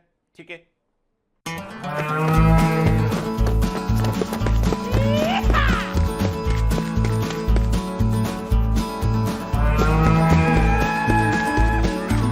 Hi, sorry to disturb you in between lecture, but it's important to inform you. You should download Biomentors app from Google Play Store. We need your support, so please take subscription to become an official commando of Biomentors. Bye bye. Continue your lecture. एक एक बात याद रख के। अब आप ये मत बोलना सर आप एनसीईआरटी के बाहर ये भी पढ़ा दो, किडनी के 5 टाइप भी पढ़ा दो, 4 टाइप भी पढ़ा। अरे ये सब बातें मैं जो है मुझे मालूम है, क्या मुझे पढ़ाना ये मुझे मालूम है के, क्या एग्जाम में आना ये भी मैं जानता हूं के। इसलिए मेरे को ये फालतू का ज्ञान मत देना कि सबकी ये इसका किडनी पढ़ा दो, चिंपैंजी का किडनी पढ़ा दो के, डॉग का किडनी पढ़ा दो, 5 तरह का किडनी पढ़ा दो के। मैं जितना जरूरी था मेटानेफ्रोस, मीजोनेफ्रोस, वो सब मैं एनिमल किंगडम में बतला चुका हूं आपको के, उसके आगे इंपॉर्टेंट नहीं है। समझ गए ना? अब आपको एनर्जी वेस्ट करनी ना तो प्लीज जाके फिजिक्स लगाओ। क्या करो? फिजिक्स लगाओ, केमिस्ट्री लगाओ, है ना? बायोलॉजी में पता चला कि हम जो है वो ऐसे लेफ्ट और राइट सब जगह चले गए, और जो कोर कंटेंट एग्जाम में आने वाला वो मिस कर दिया। ऐसा नहीं करा। कहां जाना है, कब कितना बाहर निकलना है, ये मैं डिसाइड करूंगा। ठीक है? ठीक है, चलो। तो अब मेरी बात सुनो के, मैंने क्या कहा आपसे कि जो बोमेन कैप्सूल की एपिथेलियल सेल होती है वो पोडोसाइट सेल होती है, वो अपने आप को ऐसे अरेंज करती हैं कि उनके बीच में बारीक पतले लंबे गैप दिखाई पड़ते हैं जिनको हम स्लिट पोर कहते हैं। ठीक है, हमने कहा ये अरेंज करती है अपने आप को इस प्रकार से कि इनके बीच में बारीक स्पेस दिखाई पड़ते हैं, जिन्हें फिल्ट्रेशन स्लिट कहते हैं, स्लिट पोर कहते हैं। Blood is filtered so finally, blood इतना अच्छे से फिल्टर होता है that through these membrane that almost all the constituent of the plasma except protein को छोड़ दीजिए वो ल्यूमेन के अंदर आते हैं बोमेन कैप्सूल में के। Therefore it is considered as a process of the ultra filtration के। याद रखना बेटा, जो ब्लड कैप्सूल्स नहीं निकलते बाहर, क्या तो मैंने क्या बोला आपसे कि ब्लड को इतने अच्छे से फिल्टर किया जाता है almost all the constituent of the plasma except the protein, यानी प्रोटीन को छोड़कर प्लाज्मा के सारे कॉन्स्टिट्यूएंट जो है वो फिल्ट्रेट के अंदर आ जाते हैं के। इसे हम अल्ट्रा फिल्ट्रेशन कहते हैं के। इसका मतलब ये है कि अब एग्जामिनर कैसे क्वेश्चन करता है, वो पूछता है क्या नहीं आएगा के। मतलब ये है कि जब आप ब्लड को फिल्टर करेंगे किडनी से तो आपके फॉर्म्ड एलिमेंट्स मतलब क्या होते हैं बेटा? ये होते हैं आरबीसी, डब्ल्यूबीसी, प्लेटलेट्स, ठीक है, ये फिल्ट्रेट में नहीं आना चाहिए, नॉर्मल कंडीशन में नहीं आना चाहिए। यदि फिल्ट्रेट में ये आ रहे हैं, यदि फिल्ट्रेट में आरबीसी आ रहा है, डब्ल्यूबीसी आ रहा है, प्लेटलेट आ रहा है, इसका मतलब यह है कि किडनी खराब हो गई है, ठीक है, प्रॉब्लम है उसके अंदर। ठीक है ना? नॉर्मली नहीं आना चाहिए। और क्या नहीं आना चाहिए? और जो है वो आपके प्लाज्मा के प्रोटीन्स, एल्बुमिन हुआ, ग्लोबुलिन हुआ, ये भी नहीं आना चाहिए। यदि प्लाज्मा के लार्जर प्रोटीन भी यूरिन में आ रहे हैं मतलब किडनी का प्रॉब्लम हो चुका है, व्यक्ति का किडनी फेल कर गया, उसका किडनी काम नहीं कर रहा है। ठीक है ना? क्लियर? ये नहीं आना चाहिए। अब क्या आएगा, मतलब यह है कि आप फॉर्म्ड एलिमेंट को छोड़ दो, प्रोटीन छोड़ दो, बाकी प्लाज्मा के अंदर जो डिसॉल्व सॉल्ट है, जो ग्लूकोज है, अमाइनो एसिड, सिंपल मॉलिक्यूल है, वो सब आ जाएगा फिल्ट्रेट के अंदर। क्लियर? इसीलिए इस प्रोसेस को हम अल्ट्रा फिल्ट्रेशन कहते हैं। एकदम अटेंटिव होकर सुनिए, एकदम दिमाग में रिकॉल करते रहिए। जो पढ़ा रहा हूं बेटा मैं आपको एकदम अटेंटिव होकर सुनना, ठीक है? दिमाग में रिकॉल करना कि हाँ हम ये पढ़ रहे हैं और समझ रहे हैं, इमेजिन करते हुए चलना है हमको। क्लियर? देखिए, now give attention to the diagram के। क्या कह रहा हूं हमसे, कैपिलरी का ल्यूमेन अंदर तरफ के, ये कैपिलरी ल्यूमेन, यहां से हमने क्या किया, यहां पर जो है वो क्या प्रेजेंट, यहां पर ब्लड प्रेजेंट है, ठीक है? हम इसको बाहर भेज रहे हैं। सबसे पहले क्या हो रहा है, सबसे पहले जो है हो ये रहा है कि कैपिलरी की अपनी लेयर एंडोथेलियम है, उसमें आपको बारीक बारीक गैप दिखाई पड़ रहे हैं। हमने क्या बोला, हमने इसको बोला फेनेस्ट्री बोला। फेनेस्ट्री क्या होते हैं, these are the pores in the capillary wall. Capillary के वॉल में जो पोर प्रेजेंट होते हैं उन्हें फेनेस्ट्री कहते हैं। कौन सी कैपिलरी, ग्लोमेरुलस कैपिलरी की बात करें हम, ग्लोमेरुलस की बात करें तो ग्लोमेरुलस में जो एंडोथेलियम में पोर प्रेजेंट है उन्हें फेनेस्ट्री कहते हैं। यहां से ब्लड निकला, इसके बाद बेसमेंट। और इसने क्या किया, इसने किसको रोका, इसने रोका फॉर्म्ड एलिमेंट को। इसने जितने भी फॉर्म्ड एलिमेंट थे ना उनको इसने रोक लिया, उनको आर पार नहीं जाने दिया इसने, ठीक है ना? क्लियर? मतलब कैपिलरी से डब्ल्यूबीसी, आरबीसी, प्लेटलेट बाहर नहीं निकलेंगे। क्लियर? फिर कहां पहुंचे, हम पहुंचे बेसमेंट मेम्ब्रेन में। ये है बेसमेंट मेम्ब्रेन, यहां पहुंचे। ये क्या करेगा, जितने भी लार्जर प्रोटीन है सबको रोक लेगा। इसने प्रोटीन को आर पार, इसने प्रोटीन को आर पार, इसने प्रोटीन को आर पार नहीं जाने दिया, इसने रोक लिया इसने के। फिर उसके बाद क्या है, उसके बाद हम आए कहां पर, इसके बाद हम आए बोमेन कैप्सूल की इपिथेलियम में। और वहां पे क्या है, हमको स्पेशल इपिथेलियल पोडोसाइट सेल देखने मिल रही हैं। इसके बीच में गैप है, इनको फिल्ट्रेशन स्लिट बोलते हैं। फिल्ट्रेशन स्लिट दिखाई पड़ रहे हैं के, जिनको हम क्या बोल रहे हैं, जिनको हम जो है वो फिल्ट्रेशन पोर बोल रहे हैं, फिल्ट्रेशन स्लिट बोल रहे हैं इनको हम के। और इससे क्या हो रहा है, इसने स्मॉल प्रोटीन को लिया, जो स्मॉल प्रोटीन है वो भी आर पार नहीं निकल पा रहे के। मतलब प्लाज्मा का पूरा प्रोटीन जो है वो रुक गया है, वो फिल्ट्रेट में नहीं होगा, और जो फॉर्म्ड एलिमेंट है वो फिल्ट्रेट में नहीं होंगे, और यहां पे आ गया फिल्ट्रेट। ठीक है? क्लियर? ठीक है? अब बड़े ध्यान, और कोई जल्दी नहीं है, कोई जल्दी नहीं है, हमको बड़ा आराम से एक एक डायग्राम को समझते हुए हम आगे बढ़ेंगे। ठीक है ना? क्या होता है, देखो ऐसा है कि अभी हल्ला मचाना शुरू करेंगे सब लोग की सिलेबस सिलेबस सिलेबस। अरे भैया सिलेबस तो ऐसा है कि आप जाओ जाके कई सारे चैनल में एक लेक्चर में पूरा आपका चैप्टर पूरा हो जाता है। ठीक है? सिलेबस पूरा करने से ज्यादा इंपॉर्टेंट है कि जो पढ़ रहे हैं वो कितना समझ में आया। एग्जाम में कोई आदमी आपसे ये नहीं पूछेगा तुम कितना पढ़ के आए भाई, कितने चैप्टर। आपको जो पढ़ा है वो ऐसा होना चाहिए कि उसके बाहर कोई चीज आप वो उस पर 100% आंसर कर सके, कोई चीज बाहर से नहीं आना चाहिए। ठीक है? मैं टाइमली पूरा करूंगा सिलेबस, चिंता मत कीजिए। ठीक है? लेकिन ये है कि आपको मुझे वक्त तो देना पड़ेगा पढ़ाने के लिए, तब तो मैं बेहतर डिलीवर कर पाऊंगा। ठीक है? देखो बेटा, अब एफरेंट आर्टियोल ब्लड को लेके आया, उसमें सब कुछ प्रेजेंट था। ठीक है? ये प्रोटीन भी देख रहे हो इसके अंदर आप, ठीक है, अदर सॉलिड भी आप देख रहे हो इसके अंदर। ठीक है? फिर जब ये ग्लोमेरुलस के अंदर पहुंचा तो आप देखो कि ये जो प्रोटीन है, देखिए प्रोटीन, आप एरो देखिए, प्रोटीन अंदर ही रह गया, प्रोटीन बाहर नहीं निकला। ठीक है? केवल अदर सॉलिड्स जो है वो कहां आ गए, वो फिल्ट्रेट के अंदर आ गए। ठीक है ना? और वो प्रोटीन आगे से एफरेंट आर्टियोल से आगे बढ़ गया। ठीक है? मतलब ये है कि जो यूरिन फॉर्मेशन के दौरान जो फिल्ट्रेट होता है, जो फिल्ट्रेट होता है, उस फिल्ट्रेट में क्या है, इस फिल्ट्रेट में है blood minus formed element minus proteins. ठीक है ना? इसको प्लस कर सकते हैं हम, दोनों को माइनस करके। तो मैंने कहा फॉर्म्ड एलिमेंट प्लाज्मा के प्रोटीन को छोड़कर, आप ब्लड में से बाकी जो बचा है वो कहां है, वो फिल्ट्रेट के अंदर प्रेजेंट है। ठीक है? देखो अब फिर से अटेंटिव होकर सुनिएगा। Globular filtration depends on the 3 main pressure, very very IMP. ठीक है? अब मुझे नहीं पता भैया कि एम्स का एग्जाम अलग से होगा या नीट के साथ होगा, लेकिन मैं तो एम्स को एम्स बोल के पढ़ाऊंगा। ठीक है? जो हिस्सा एम्स के लेवल का वहां एम्स बोलूंगा मैं तो। ठीक है ना? है ना? क्योंकि बेटा क्या होता है कि हर एग्जाम की अपनी एक डिमांड होती है, और हमको थोड़ा, मैं हमेशा बोलता हूं कि अपना लेवल थोड़ा सा ऊपर रखेंगे ना हम, तो हमेशा बेहतर होगा। ठीक है? यानी हमको जो हमारी लिमिट है उससे थोड़ा सा कंफर्ट जोन से थोड़ा बाहर निकलेंगे तो हम और बेहतर परफॉर्म कर पाएंगे। ठीक है? तो ग्लोमेरुलर फिल्ट्रेशन 3 प्रेशर पर डिपेंड करता है। एक प्रेशर वो होता है जो फिल्ट्रेशन को प्रमोट करता है। जल्दी जल्दी बताओ कौन सा प्रेशर है, वो है कैपिलरी का ब्लड प्रेशर, है ना बेटा? ग्लोमेरुलर कैपिलरी प्रेशर जो हाइड्रोस्टेटिक प्रेशर है वो है। ठीक है? और 2 प्रेशर उसको अपोज करते हैं फिल्ट्रेशन का। ठीक है? नंबर 1 जो ग्लोमेरुलर ब्लड हाइड्रोस्टेटिक प्रेशर है, मतलब जो ग्लोमेरुलर ब्लड हाइड्रोस्टेटिक प्रेशर है वो 55 mmHg का होता है, और this promote the filtration by forcing water and solute through the filtration membrane के, ये प्रमोट करता है के। तो एक प्रेशर जो ग्लोमेरुलर फिल्ट्रेशन को प्रमोट करता है वो है glomerular blood hydrostatic pressure, glomerular blood hydrostatic pressure जो 55 mmHg का होता है, ठीक है।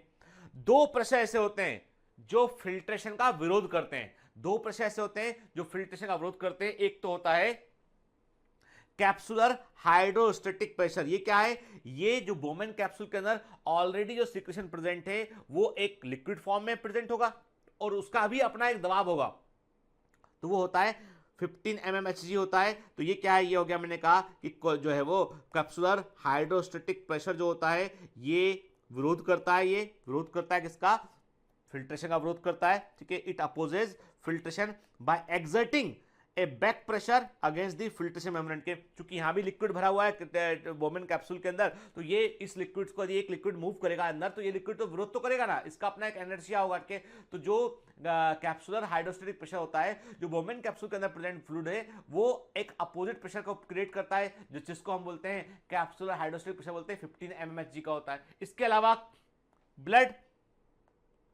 ब्लड कोलाइडल ऑस्मोटिक प्रेशर के, ब्लड कोलाइड ऑस्मोटिक प्रेशर जो 30 mmHg का होता है, ये क्या करता है, it opposes filtration by the presence of protein in the blood plasma which slow down the osmosis के। ये जो ऑस्मोटिक प्रेशर का होता है ये फ्लूइड के बाहर निकलने को रोकता है, क्योंकि ये ऑस्मोटिकली उसको अंदर की ओर खींचता है के। तो कुल मिलाकर बात ये हो गया कि दो प्रेशर ऐसे हैं जो फिल्ट्रेशन की प्रोसेस का विरोध कर रहे हैं, वो है कैप्सुलर हाइड्रोस्टेटिक प्रेशर है और दूसरा क्या है, वो है blood colloidal osmotic pressure rate के। एक है 15 mmHg, दूसरा है 30 mmHg, विरोध कर रहे हैं तो हमने माइनस का सिंबल दिया हमने इसको के। कितना हो गया, ये 45 mmHg हो गया, धकाने वाला कितना है 55 mmHg है। इसका मतलब टोटल फोर्स जिसके थ्रू जो है वो ग्लोमेरुलर फिल्ट्रेशन हो रहा है वो है +10 mmHg। वो कितना है, +10 mmHg होता है, देखिए, ठीक है।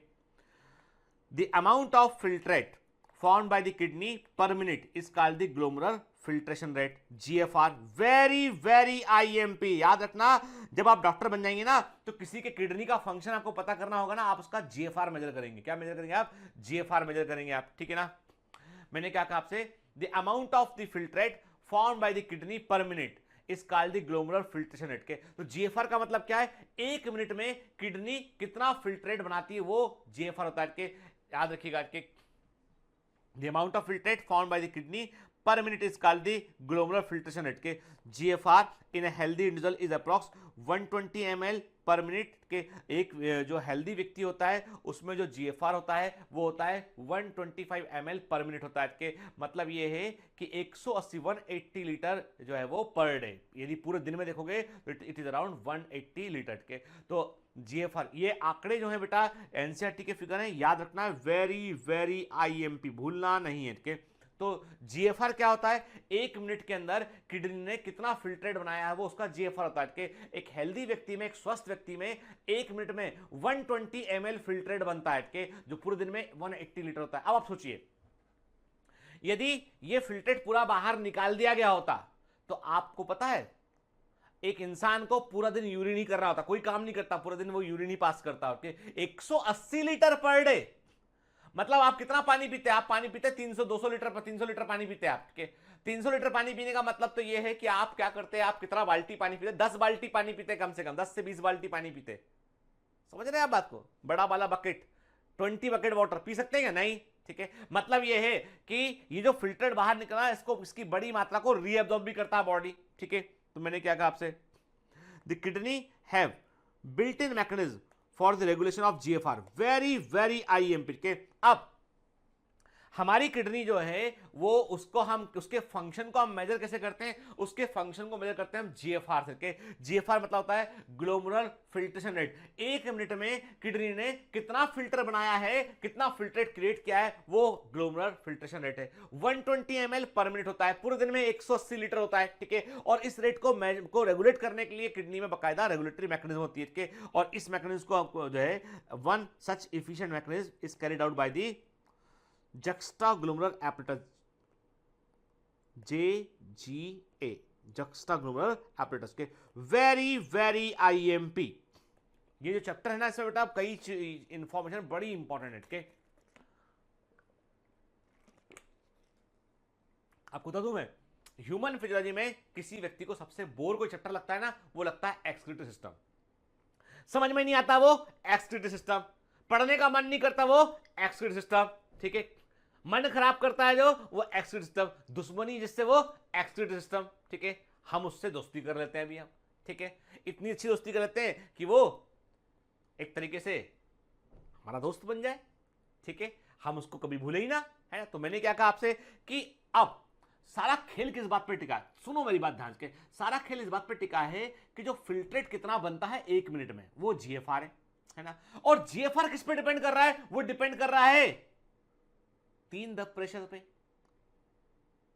एक प्रेशर जो कैपिलरी के अंदर प्रेजेंट है, कैपिलरी हाइड्रोस्टेटिक प्रेशर जो है ना, ग्लोमेरुलर कैपिलरी हाइड्रोस्टेटिक प्रेशर जो है वो, है ना, 55 mHg। दूसरा है 2 प्रेशर जो रोक रहे हैं, कौन सा, ऑस्मोटिक प्रेशर जो ब्लड का है वो 30 mHg। दूसरा है हाइड्रोस्टेटिक प्रेशर जो ग्लोमेरुलर जो कहां पे बोमन कैप्सूल में प्रेजेंट है, वो रोक रहा है 15 mHg, है ना बेटा।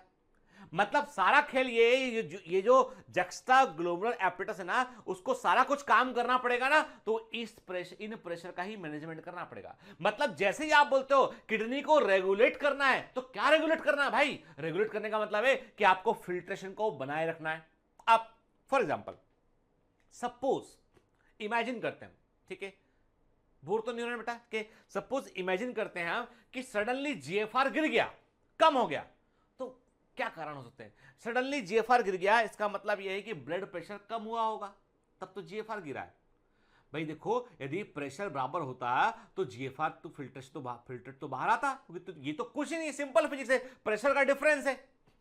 जीएफआर गिर गया है मतलब ब्लड प्रेशर गिर गया है। ब्लड प्रेशर किस कंडीशन में गिर जाएगा, यदि व्यक्ति को कोई शॉक है, अंदर कोई ब्लीडिंग हो गया, बॉडी के अंदर कोई ब्लीडिंग हो गया है, बाहर चोट लग गया, ब्लड बाहर निकल रहा है, तो ब्लड का लॉस होगा, तो फ्लूइड का लॉस होगा, फ्लूइड का लॉस होगा तो प्रेशर गिरेगा, ब्लड प्रेशर गिरेगा, ब्लड प्रेशर गिरेगा तो किडनी काम करना बंद कर देगी। इसीलिए जब कभी चोट लगती है इमरजेंसी में, बता रहा हूं कि इमरजेंसी में मैंने काम किया है, जब किसी व्यक्ति को चोट लगती है, ब्लीडिंग हो रहा होता है, तो पहला काम होता है ब्लीडिंग को रोको, दूसरा काम होता है फ्लूइड को चढ़ाओ, रिंगर लैक्टेट हुआ, नॉर्मल सलाइन हुआ, जो भी व्हाटएवर जो आपको सूट करता है पेशेंट कंडीशन अकॉर्डिंग, वो चढ़ाइए। आप फ्लूइड को चढ़ाएंगे, जरूरत पड़ने पर ब्लड को भी चढ़ाएंगे, आप ब्लीडिंग को रोकेंगे क्योंकि आप फ्लूइड वॉल्यूम को मेंटेन कर रहे हैं, क्योंकि आप चाह रहे हैं सारे ऑर्गन को प्रॉपर परफ्यूजन हो सके, प्रॉपर ब्लड पहुंच सके। और सबसे पहले कई बार चोट लगने पर, ब्लीडिंग होने पर किडनी शट ऑफ आती है, किडनी काम करना बंद कर देती है, ठीक है, वो एक अपनी समस्या है।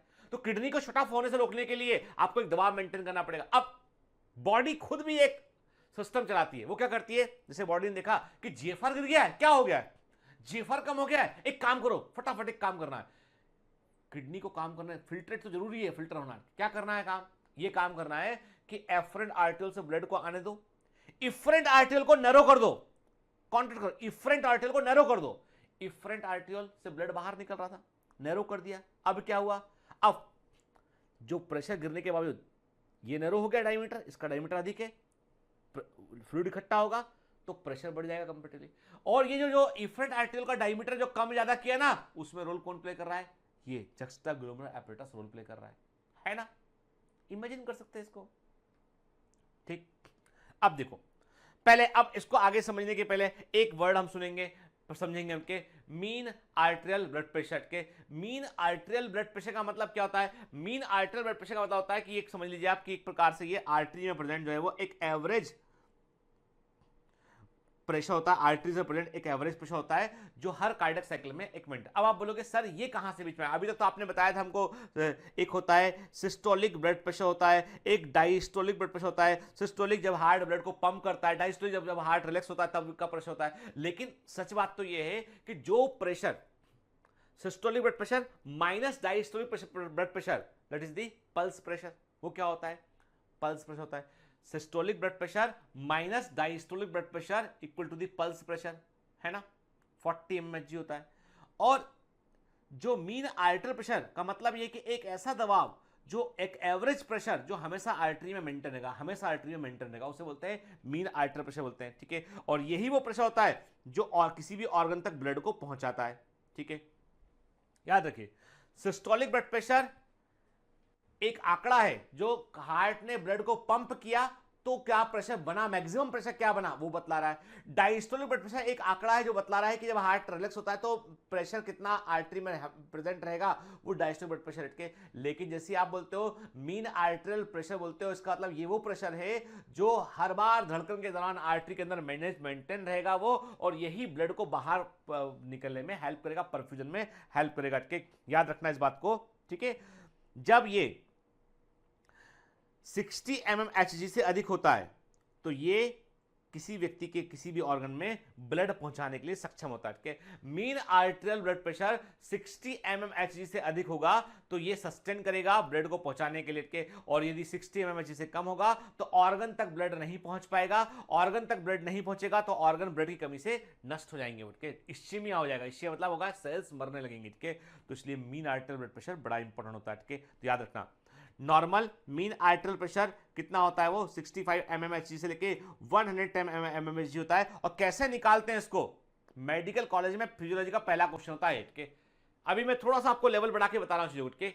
मीन आर्टरियल प्रेशर कैसे निकालते हैं, मैंने कहा आपसे diastolic blood pressure plus pulse pressure 1/3 of pulse pressure, ठीक है। तो कितना होगा डायस्टोलिक ब्लड प्रेशर हमारा, मान लीजिए 80 है, पल्स प्रेशर कितना है 120 माइनस 80 40 होता है, 40/3 कर दिया हमने, ठीक है। जो आंकड़ा आएगा वो क्या हो गया, वो हो जाएगा अपना मीन आर्टरियल ब्लड प्रेशर होगा 93 94 के आसपास आएगा ये, ठीक है। तो याद रखिए इसका मतलब जो डायस्टोलिक ब्लड प्रेशर है that is plays very important role, के पल्स प्रेशर क्या है, वो सिस्टोलिक ब्लड प्रेशर और डायस्टोलिक ब्लड प्रेशर का अंतर है, वो भी इंपॉर्टेंट रोल प्ले करता है। मतलब blood pressure plays very important role in the organ perfusion, जो ब्लड जाता है उसमें, ठीक है। तो याद रखिएगा टिश्यू परफ्यूजन, जो ऑर्गन्स में टिश्यू में ब्लड जाता है उसके लिए जो है mean arterial blood pressure is the better indicator as compare to the systolic blood pressure. अब आप बोलोगे सडनली ये आप एक्सक्रीटरी सिस्टम से निकलकर आप ब्लड में कैसे चले गए आपके, why you enter in the body fluids and circulation, क्यों यहां से निकल के ब्लड प्रेशर की बात कर रहे हो। अरे सारा खेल जो है ना वो इसी पे टिका हुआ है। मैंने कहा ना कि जो फिल्ट्रेशन है वो तो दबाव पे टिका हुआ है ना, प्रेशर पे, इसीलिए मैंने आपको कहा था 3 प्रेशर होते हैं, एक फिल्ट्रेशन को प्रमोट करता है और 2 उसका अपोज करते हैं, ठीक है।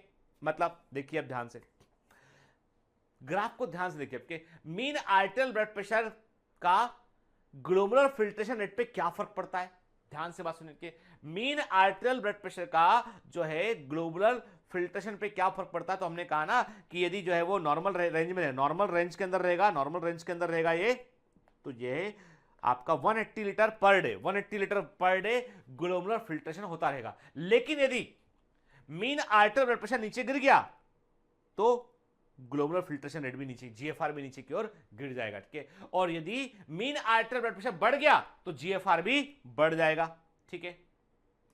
कुल मिलाकर बात यह है कि मीन आर्टरियल ब्लड प्रेशर को मैनेज करना और एक अच्छा खासा रेंज इसको मैनेज करने के लिए, कुल मिलाकर बात यह है कि हमारी बॉडी एक प्रयास करेगी जीएफआर को मेंटेन करने के लिए। जीएफआर को मेंटेन करने का मतलब है किडनी नॉर्मली बेहतर प्रकार से काम कर रही है, तो इसका मतलब यह हुआ बेटा कि हमारी बॉडी पूरा प्रयास करेगी कि जीएफआर को मेंटेन करने के लिए mean arterial blood pressure maintain रहे, और इसके लिए वो एसेंशियल स्टेप उठाएगी। अब क्या स्टेप होते हैं हम आगे बात करते हैं, कि देखो समझो बात को, कि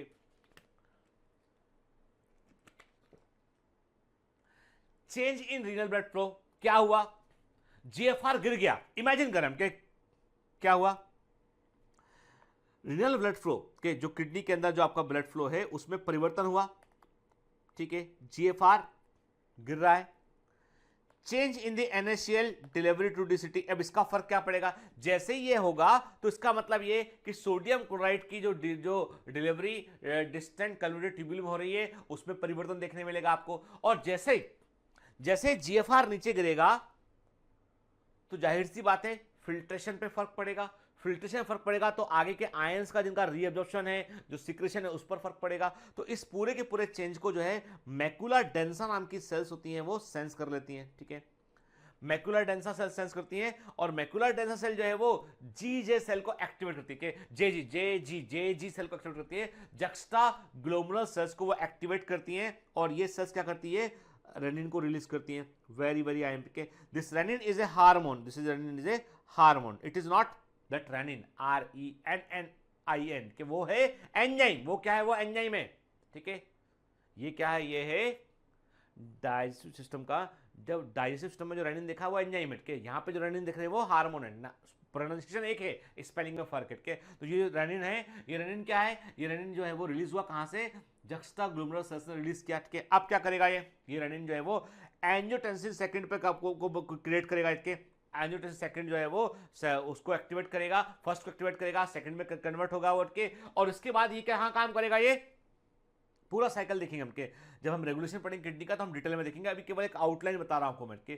तो मैंने क्या कहा कि एंजियोटेंसिन सेकंड क्या, रेनिन रिलीज हुआ, रेनिन ने जो है एंजियोटेंसिन 1 को बनाया, वो रिलीज किया, वन जो है वो एंजियोटेंसिन कन्वर्टिंग एंजाइम से वो एंजियोटेंसिन सेकंड में कन्वर्ट हुआ, और ये जो है ये इफरेंट आर्टेरियोल पे काम करेगा और उसके डायमीटर को कम कर देगा। डायमीटर कम किया इसने और ब्लड प्रेशर को रिस्टोर कर लिया उसने। सिंपल सी बात है, आप इफरेंट आर्टेरियल का डायमीटर एकदम कम कर दोगे तो ब्लड का जो बाहर निकलने का स्पीड है वो स्लो हो जाएगा, तो अंदर प्रेशर बढ़ जाएगा, प्रेशर बढ़ जाएगा तो ग्लोमेरुलर फिल्ट्रेशन को आप मैनेज कर पाओगे आप, ठीक है ना, क्लियर। फिर मैकुलर डेंसा सेल एक काम और भी करती हैं, वो पैराक्राइन वासो एक्टिव एजेंट की मदद से जो है वो एफरेंट आर्टेरियल का डायमीटर, इसका डायमीटर बढ़ जाएगा, इसका डायमीटर बढ़ जाएगा और इसका डायमीटर जो है वो कम हो जाएगा। इससे क्या हुआ कि फर्क आ जाएगा ब्लड के फ्लो में, ब्लड अधिक अंदर इकट्ठा होगा और इससे हाइड्रोस्टेटिक प्रेशर बनेगा और GFR को मैनेज कर पाएंगे, ठीक है। देखिए अपना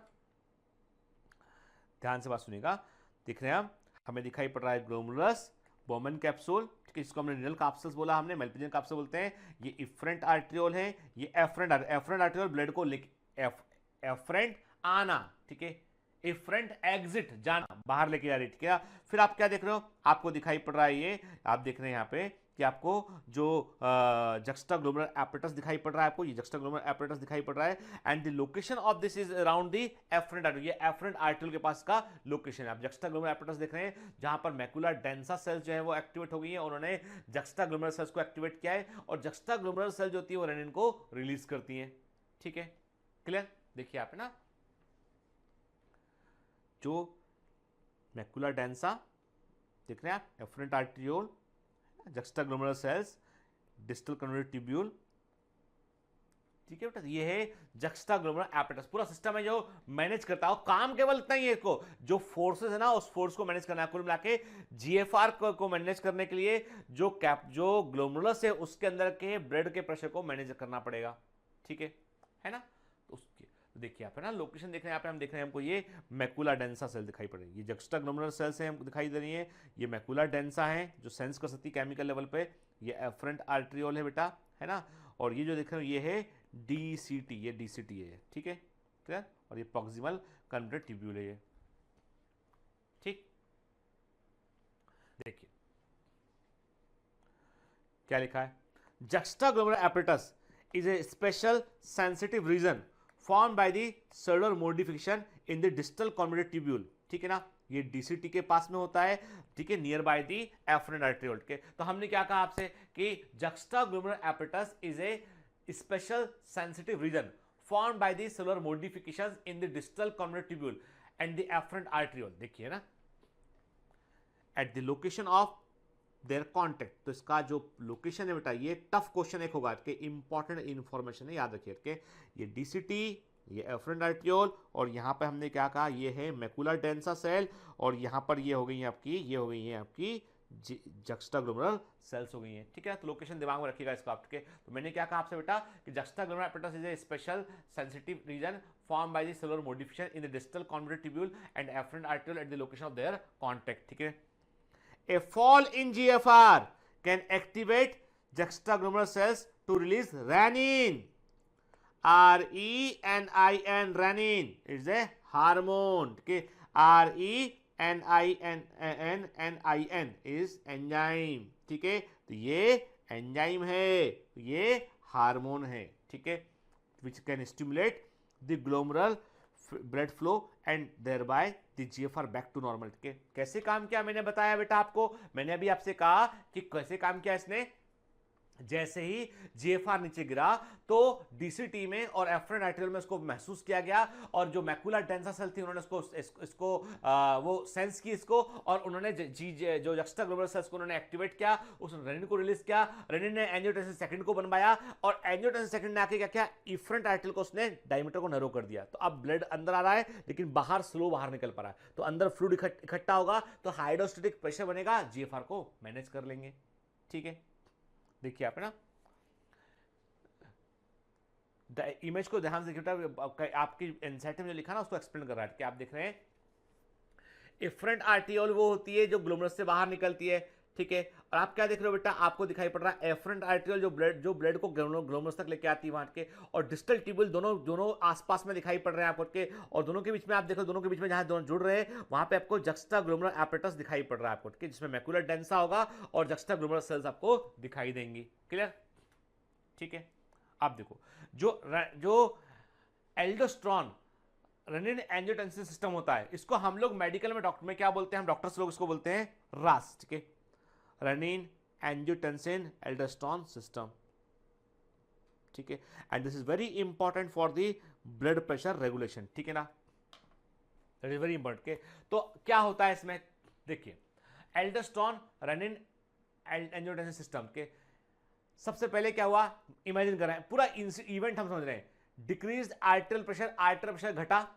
ठीक है, डिक्रीज आर्टेरियल प्रेशर, मान लो ऐसा हुआ कि आर्टेरियल प्रेशर घटा. ठीक है, मैंने कहा आपसे कि आर्टेरियल प्रेशर जो है वो घट गया.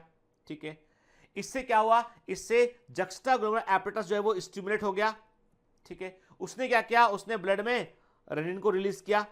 ठीक है, रेनिन ने क्या किया, उसने जो है वो प्लाज्मा प्रोटीन में से उसने क्लीव दी प्लाज्मा प्रोटीन एंजियोटेंसिन के, उसने क्या किया, प्लाज्मा के अंदर एक प्रोटीन प्रेजेंट था एंजियोटेंसिनोजन, उसको उसने एंजियोटेंसिन फर्स्ट में कन्वर्ट कर दिया. रेनिन ने एंजियोटेंसिनोजन को उसने एंजियोटेंसिन फर्स्ट में कन्वर्ट कर दिया जो इनएक्टिव होता है. ठीक है, फिर एंजियोटेंसिन फर्स्ट जो है वो एंजियोटेंसिन सेकंड में कन्वर्ट हुआ, कहां पर, लंग्स की कैपिलरी में. के लंग्स की कैपिलरी में एक एंजाइम होता है एंजियोटेंसिन कन्वर्टिंग एंजाइम. देखिए आप, ब्लड कहां पहुंच गया, लंग्स में. के लंग्स की कैपिलरी में एक एंजाइम होता है बेटा एंजियोटेंसिन कन्वर्टिंग एंजाइम, उसने एंजियोटेंसिन फर्स्ट को एंजियोटेंसिन सेकंड में कन्वर्ट कर दिया. के और एंजियोटेंसिन सेकंड ने क्या किया, उसने सिस्टमिक ब्लड प्रेशर को बढ़ा दिया. क्या काम किया इसने जितनी भी आर्टरी थी उन आर्टरी का डायमीटर कम कर दिया. एंजियोटेंसिन सेकंड ने क्या किया, उसने आर्टरी का डायमीटर कम कर दिया. उससे क्या हुआ, इसने जो है वो, उसके अलावा एक काम और क्या, आर्टरी का डायमीटर कम किया, और उसने क्या किया, उसने एल्डोस्टेरोन के एड्रेनल ग्लैंड से उसने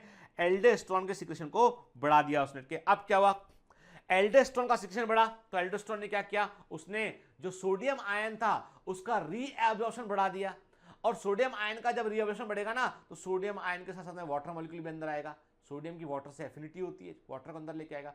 तो एल्डोस्टेरोन को क्यों निकाला इसने, एंजियोटेंसिन सेकंड ने क्या काम किया, तो आर्टरी का डायमीटर कम कर दिया पूरी बॉडी में, तो ब्लड प्रेशर बढ़ गया. और क्या किया, एल्डोस्टेरोन को रिलीज किया उसने, कहां से, एड्रेनल ग्लैंड से, और एड्रेनल ग्लैंड ने क्या किया, उसने सोडियम आयन का रीअब्जॉर्प्शन कर दिया, उसने वाटर का रीअब्जॉर्प्शन बढ़ा दिया. अब ओवरऑल सोडियम भी आ गया है, वाटर भी, तो अब ब्लड का वॉल्यूम बढ़ने लगे यहाँ पे. इससे क्या होगा, इससे जो है वो ब्लड प्रेशर बढ़ जाएगा. जैसे ब्लड प्रेशर बढ़ेगा मतलब जीएफआर को मैनेज कर लिया हमने. ठीक है, ये पूरा फ्लो चार्ट एकदम दिमाग में रहना चाहिए. और बेटा इससे सिंपल नहीं होता है कि ये सिंपलेस्ट तरीका समझने का.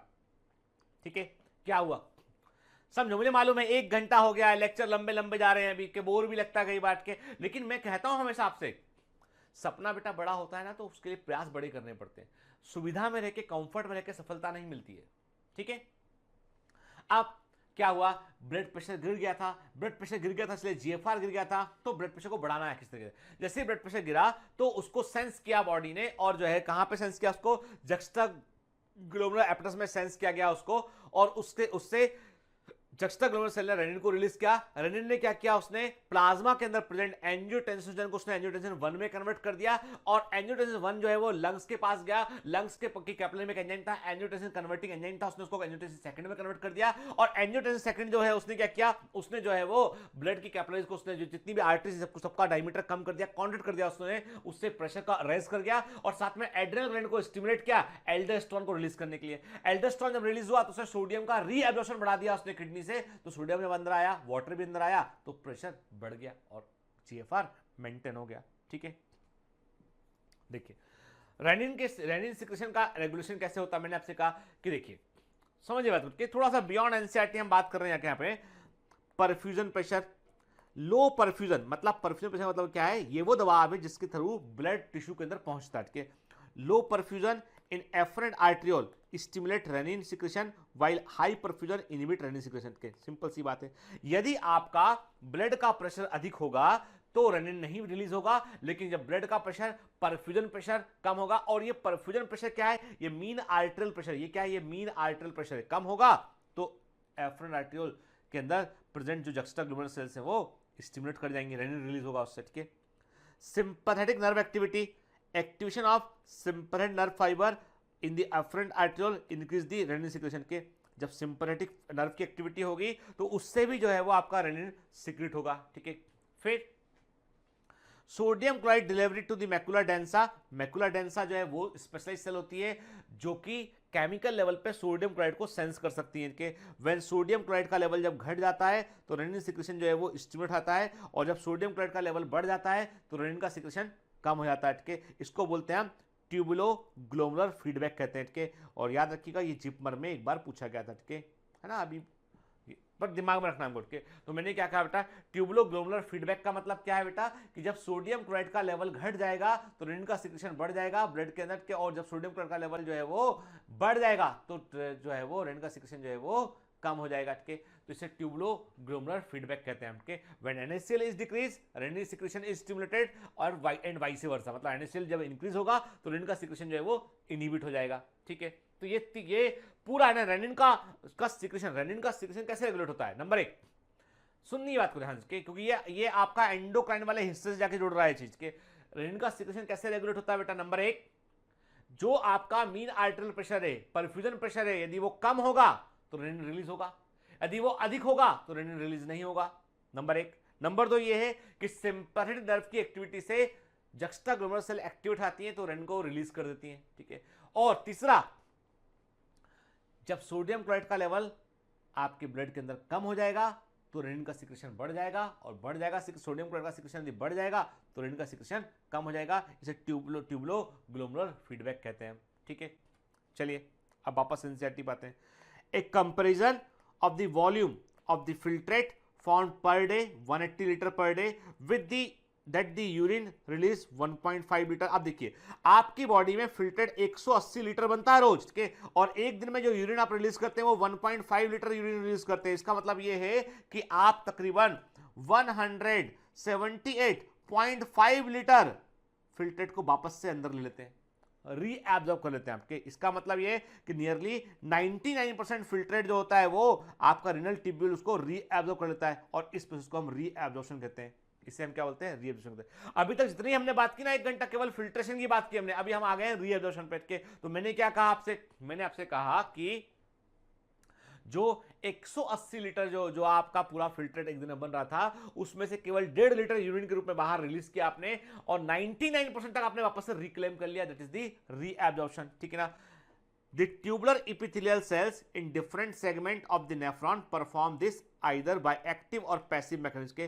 कुछ सॉल्ट को हमें एक्टिवली अंदर लेना पड़ता है, कुछ पैसिवली अंदर जाते हैं के। जैसे कि हमने कहा आपसे एग्जांपल में हमने कहा ग्लूकोज हुए, एमाइनो एसिड्स हुए, सोडियम आयन हुए, इनको फिल्ट्रेट से लेने के लिए हमको हमें एक्टिवली अंदर लेना पड़ता है के, जबकि नाइट्रोजनस वेस्टेज जो होते हैं वो पैसिवली अंदर जाते हैं। ठीक है, याद रखना। मतलब ये कि फॉर एग्जाम्पल सब्सटेंसेज जैसे कि ग्लूकोज हुआ, अमाइनो एसिड्स हुए, सोडियम आयन हुए, ये फिल्ट्रेट से इनको जब हम रीअब्जॉर्ब करते हैं तो एक्टिव हमको एनर्जी खर्च करनी पड़ती है, जबकि नाइट्रोजन वेस्टेज को चूंकि आप पहले पूरा फिल्टर कर चुके हैं, कम हो चुका है अंदर के, तो वो अपने पैसिवली वो अंदर आने की कोशिश करता है। ठीक है, देखिए आप ये हम बात कर रहे हैं पीसीटी। पीसीटी में हम क्या देख रहे हैं, यहाँ पे देख रहे हैं, यहाँ पे जो आपको दिखाई पड़ रहा है पिंक एरो दिखाई पड़ रहा है दैट इज द रीअब्जॉर्प्शन, और जो आपको दिखाई पड़ रहा है ब्लू एरो दिखाई पड़ रहा है दैट इज द सिक्रेशन के। तो याद रखें कोई भी ट्यूब्यूल जो होता है, कोई भी नेफ्रॉन का जो पार्ट होता है, वहां पे एब्सोल्यूट केवल एक प्रोसेस नहीं होती, साइमल्टेनियस प्रोसेस चल रही होती है। मैंने क्या कहा आपसे, जैसे पीसीटी है, पीसीटी में आप देख रहे हो न्यूट्रिएंट्स को रीअब्सॉर्ब कर रहे हैं, वापस से उसको कैपिलरी में लेके आ रहे हैं, के सोडियम क्लोराइड को रीअब्सॉर्ब कर रहे हैं, वाटर को रीअब्सॉर्ब कर रहे हैं, बाइकार्बोनेट को रीअब्सॉर्ब कर रहे हैं के। लेकिन साथ ही साथ साइमल्टेनियसली कुछ दवाएं हैं, ड्रग्स हैं, पॉइजन है, उनको हम सिक्रीट भी कर रहे हैं, हाइड्रोजन आयन को भी हम सिक्रीट कर रहे हैं यहाँ पे, ठीक है। फिर इंटरेस्टिंग बात यह है कि लूप ऑफ हेनले को गौर से देखिए, आप लूप ऑफ हेनले को गौर से देखिए, आपको समझ में आएगा कि जो लूप ऑफ हेनले का जो डिसेंडिंग लिम है, डिसेंडिंग मतलब नीचे आता हुआ, ये लूप ऑफ हेनले, इसमें ये डिसेंडिंग जो नीचे की ओर आ रहा है के। आप डिसेंडिंग लिम को गौर से देखिए, आप देख रहे हैं डिसेंडिंग लिम केवल एक ही काम कर रहा है, डिसेंडिंग लिम जो है केवल एक काम कर रहा है, वाटर को वो रीअब्सॉर्ब कर रहा है, केवल वाटर ने। सोडियम क्लोराइड के लिए परमेबल नहीं है। ध्यान से बात सुनिए, डायग्राम को देख के समझिए बात करके, डायग्राम क्या कहना चाह रहा है, ये इमेज है वो कहना चाह रही है कि descending limb of loop of Henley जो है वो सोडियम क्लोराइड को बाहर नहीं निकाल पाता, ना अंदर ले पाता है, केवल वाटर के लिए वो परमेबल है, केवल वाटर उससे बाहर निकल रहा है, water is reabsorbed. Then ascending limb of loop of Henle, उसी लूप ऑफ हेनले का आप असेंडिंग लिम देखते हैं, आप देखें कि वो सोडियम क्लोराइड को रीअब्सॉर्ब कर रहा है, it is reabsorbing the sodium chloride को रीअब्सॉर्ब कर रहा है। फिर आप देखिए डीसीटी में जाइए, डीसीटी में आप देख रहे हो कि पोटेशियम आयन को और हाइड्रोजन आयन को हम सिक्रीट कर रहे हैं, बाहर निकाल रहे हैं, लेकिन साथ साथ हम वाटर को, सोडियम क्लोराइड को और बाइकार्बोनेट को जरूरत पड़ने पे हम उसको रीअब्सॉर्ब और भी कर रहे हैं। फिर कलेक्टिंग डक्ट में आप आइए, तो कलेक्टिंग डक्ट में भी क्या होता है कि सोडियम क्लोराइड को आप रीअब्सॉर्ब कर सकते हैं कुछ मात्रा में, कुछ अमाउंट में यूरिया आपको चाहिए पड़ता है, ऑस्मोटिक प्रेशर को मैनेज करने के लिए आपको यूरिया चाहिए होता है, उसको आप कुछ अमाउंट में, not all, in some amount of urea को आप रीअब्सॉर्ब कर रहे हैं और वाटर को आप रीअब्सॉर्ब कर रहे हैं, कहां से, कलेक्टिंग डक्ट से, ठीक है। देन यूरिन बाहर निकल रहा रीनल पेल्विस में। तो इस अब देखो फिल्ट्रेट में क्या क्या प्रेजेंट था, फिल्ट्रेट में वाटर था, सोडियम क्लोराइड था, बाइकार्बोनेट थे, हाइड्रोजन आयन था, यूरिया था, ग्लूकोज था, अमाइनो एसिड था, ड्रग्स थी उसके अंदर प्रेजेंट जो खाई आपने, ठीक। तो आप देख रहे हैं कि आपको दिखाई पड़ रहा है ये कि जो रीअब्जॉर्प्शन और सिक्रेशन की प्रोसेस को हम एक साथ यहां पर देख रहे हैं। क्लियर, देखिए ना, कि इमेज को ध्यान से देखिए, मैं आपको क्यों दिखा रहा था ताकि आप समझ में आए। अब देखो एक्टिव और पैसिव देखिए, जो रेड एरो है वो एक्टिव ट्रांसपोर्ट को बतला रहा है, ब्लू एरो जो है वो पैसिव ट्रांसपोर्ट को बता रहा है, मतलब जो अंदर जो आप रीअब्सॉर्ब कर रहे हो ना आप, तो कौन सा एक्टिव कौन सा पैसिव के। और जो सिक्रेशन होता है वो एक्टिवली होता है, जनरली सिक्रेशन को आपको एक्टिवली करना पड़ता है। देखो सोडियम क्लोराइड को आपने रीअब्सॉर्ब किया, एनर्जी खर्च करनी पड़ेगी एक्टिव में, बाइकार्बोनेट पैसिवली अंदर आ गया, वाटर पैसिवली अंदर आ गया, ग्लूकोज और एमिनो एसिड एक्टिवली अंदर आएंगे, और आपको पॉइजन, ड्रग्स और हाइड्रोजन आयन को बाहर निकालना पड़ेगा, यू नीड एक्टिव ट्रांसपोर्ट, ठीक है। फिर देखिए लूप ऑफ हेनले में आप देखेंगे जो डिसेंडिंग लिम है वाटर को वो रीअब्सॉर्ब कर रही है पैसिवली, असेंडिंग लिम है वो सोडियम क्लोराइड को रीअब्सॉर्ब कर रही है एक्टिवली भी और पैसिवली, दोनों प्रकार से काम कर रही है। उठ के डिस्टल ट्यूब्यूल में आप देख रहे हो सोडियम क्लोराइड को आप एक्टिवली रीअब्सॉर्ब कर रहे हो, आप बाइकार्बोनेट को यहां पर आप देखिए, बाइकार्बोनेट को यहां फर्क आ गया कि यहां पर आप बाइकार्बोनेट को जो है वो एक्टिवली ले रहे हैं यहां पे, और यहां पर आप यही पैसिवली आ रहा था अंदर, ठीक है ना। माइनर लेवल पे डिफरेंस है करके, और ये क्यों हो रहा है, केवल कॉन्सेंट्रेशन के डिफरेंस के कारण ऐसा हो रहा है, ठीक है, क्लियर।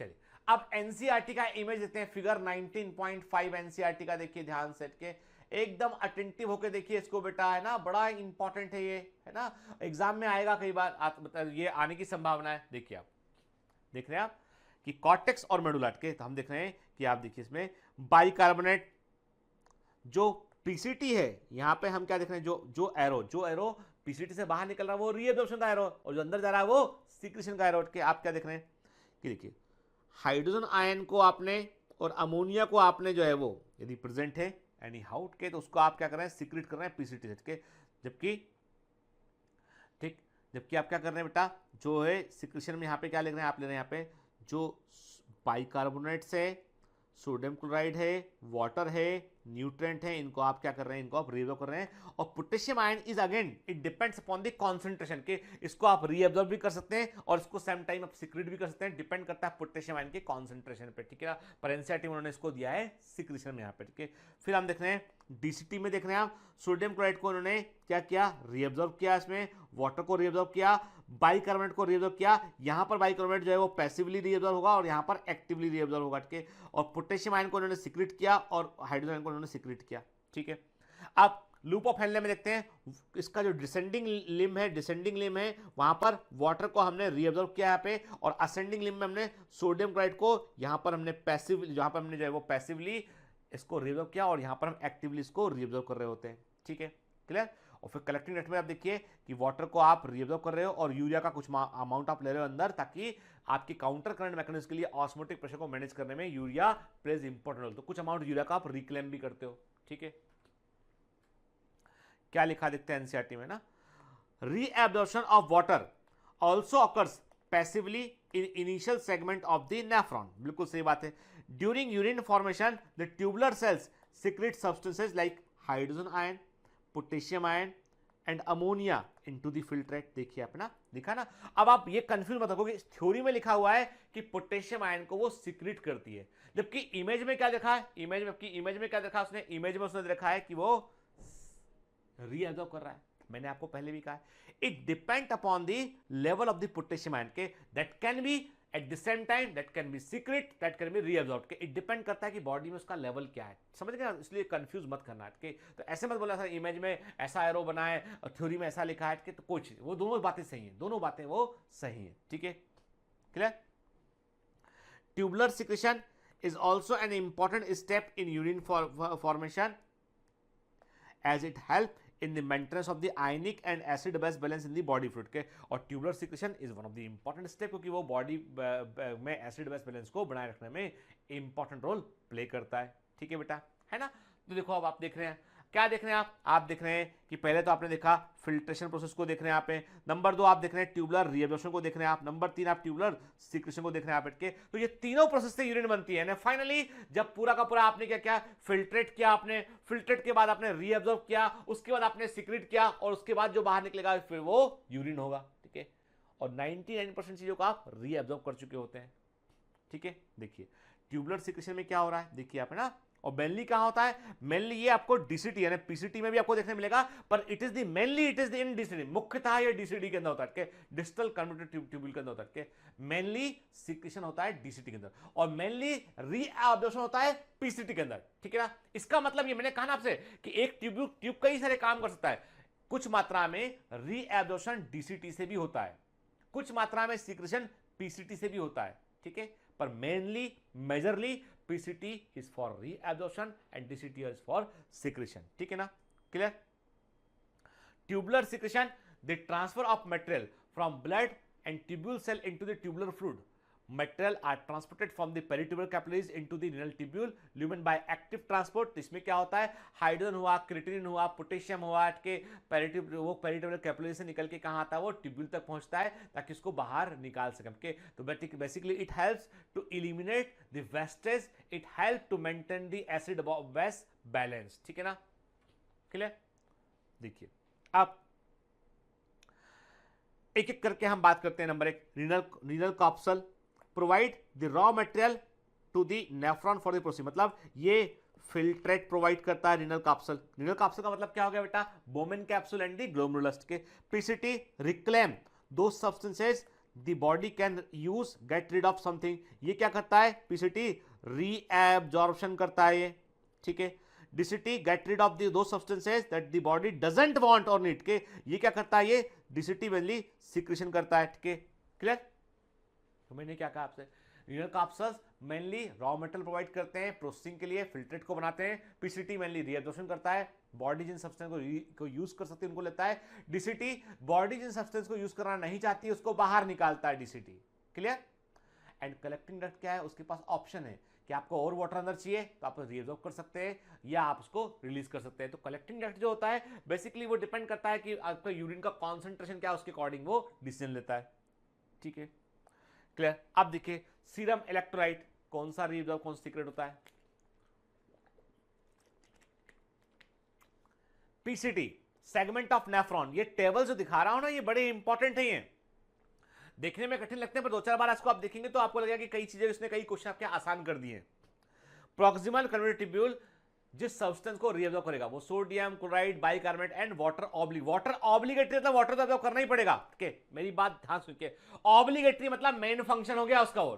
ठीक है, फिर जिन सब्सटेंस को पीसीटी से सीक्रेट करते हैं वो क्या है, वो हाइड्रोजन आयन है, कुछ मात्रा में ऑर्गेनिक एसिड है, बेसिस है और अमोनियम आयन है। क्लियर, उनको सीक्रेट करते हैं।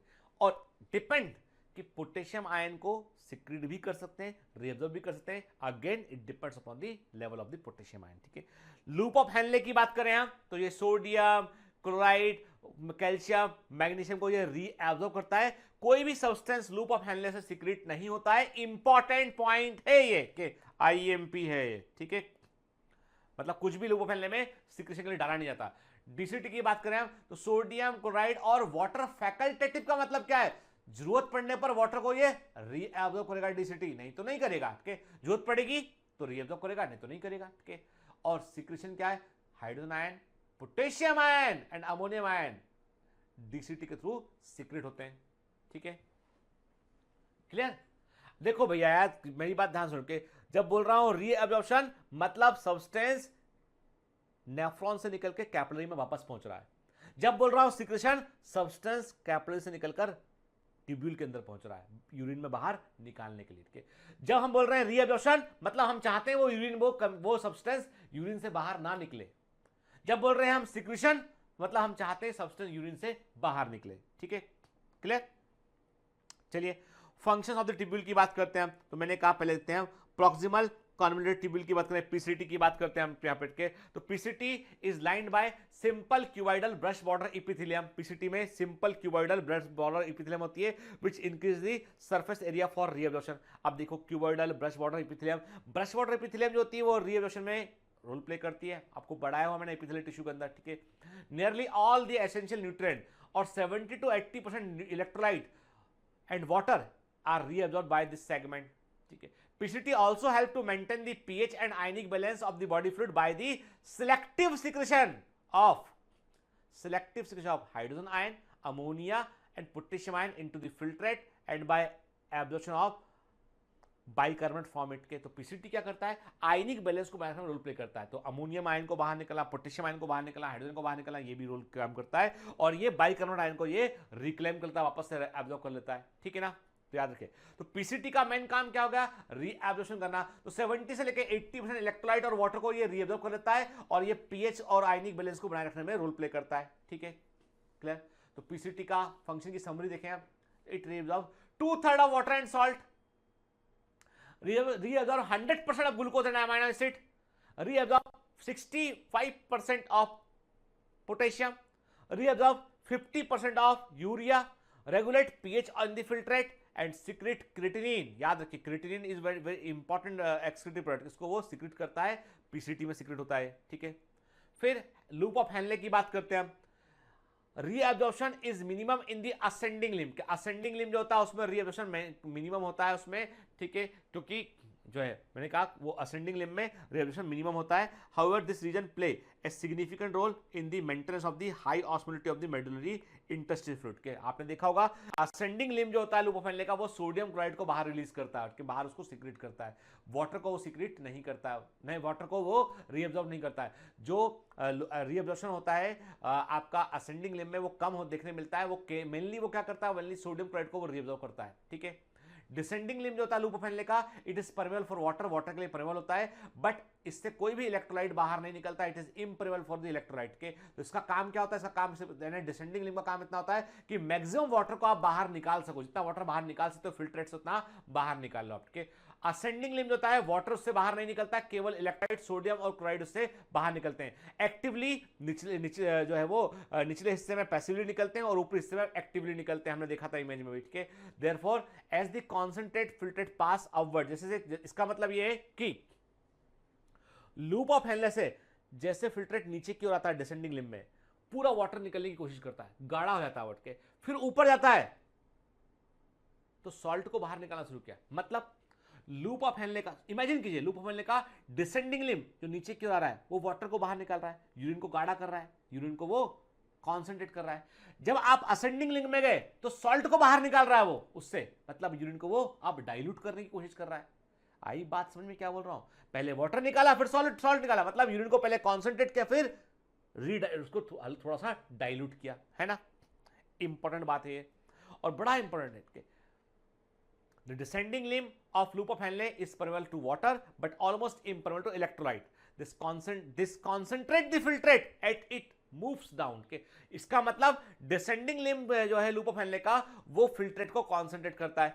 Ascending limb is impermeable for water. Ascending limb water के लिए impermeable है, जो ऊपर की ओर आ रहा होता है के, but allow transport of the electrolyte के. Therefore, as the concentrate filtrate pass upward, it get diluted due to the passes of electrolyte to the medullary fluid. बड़ा अच्छा है, ठीक है? क्या बोल रहा है वो? कह रहा है कि तुम्हारा जो लूप ऑफ हेनले है वो ऐसा है, ठीक है बेटा? समझो यार बात को, ठीक है?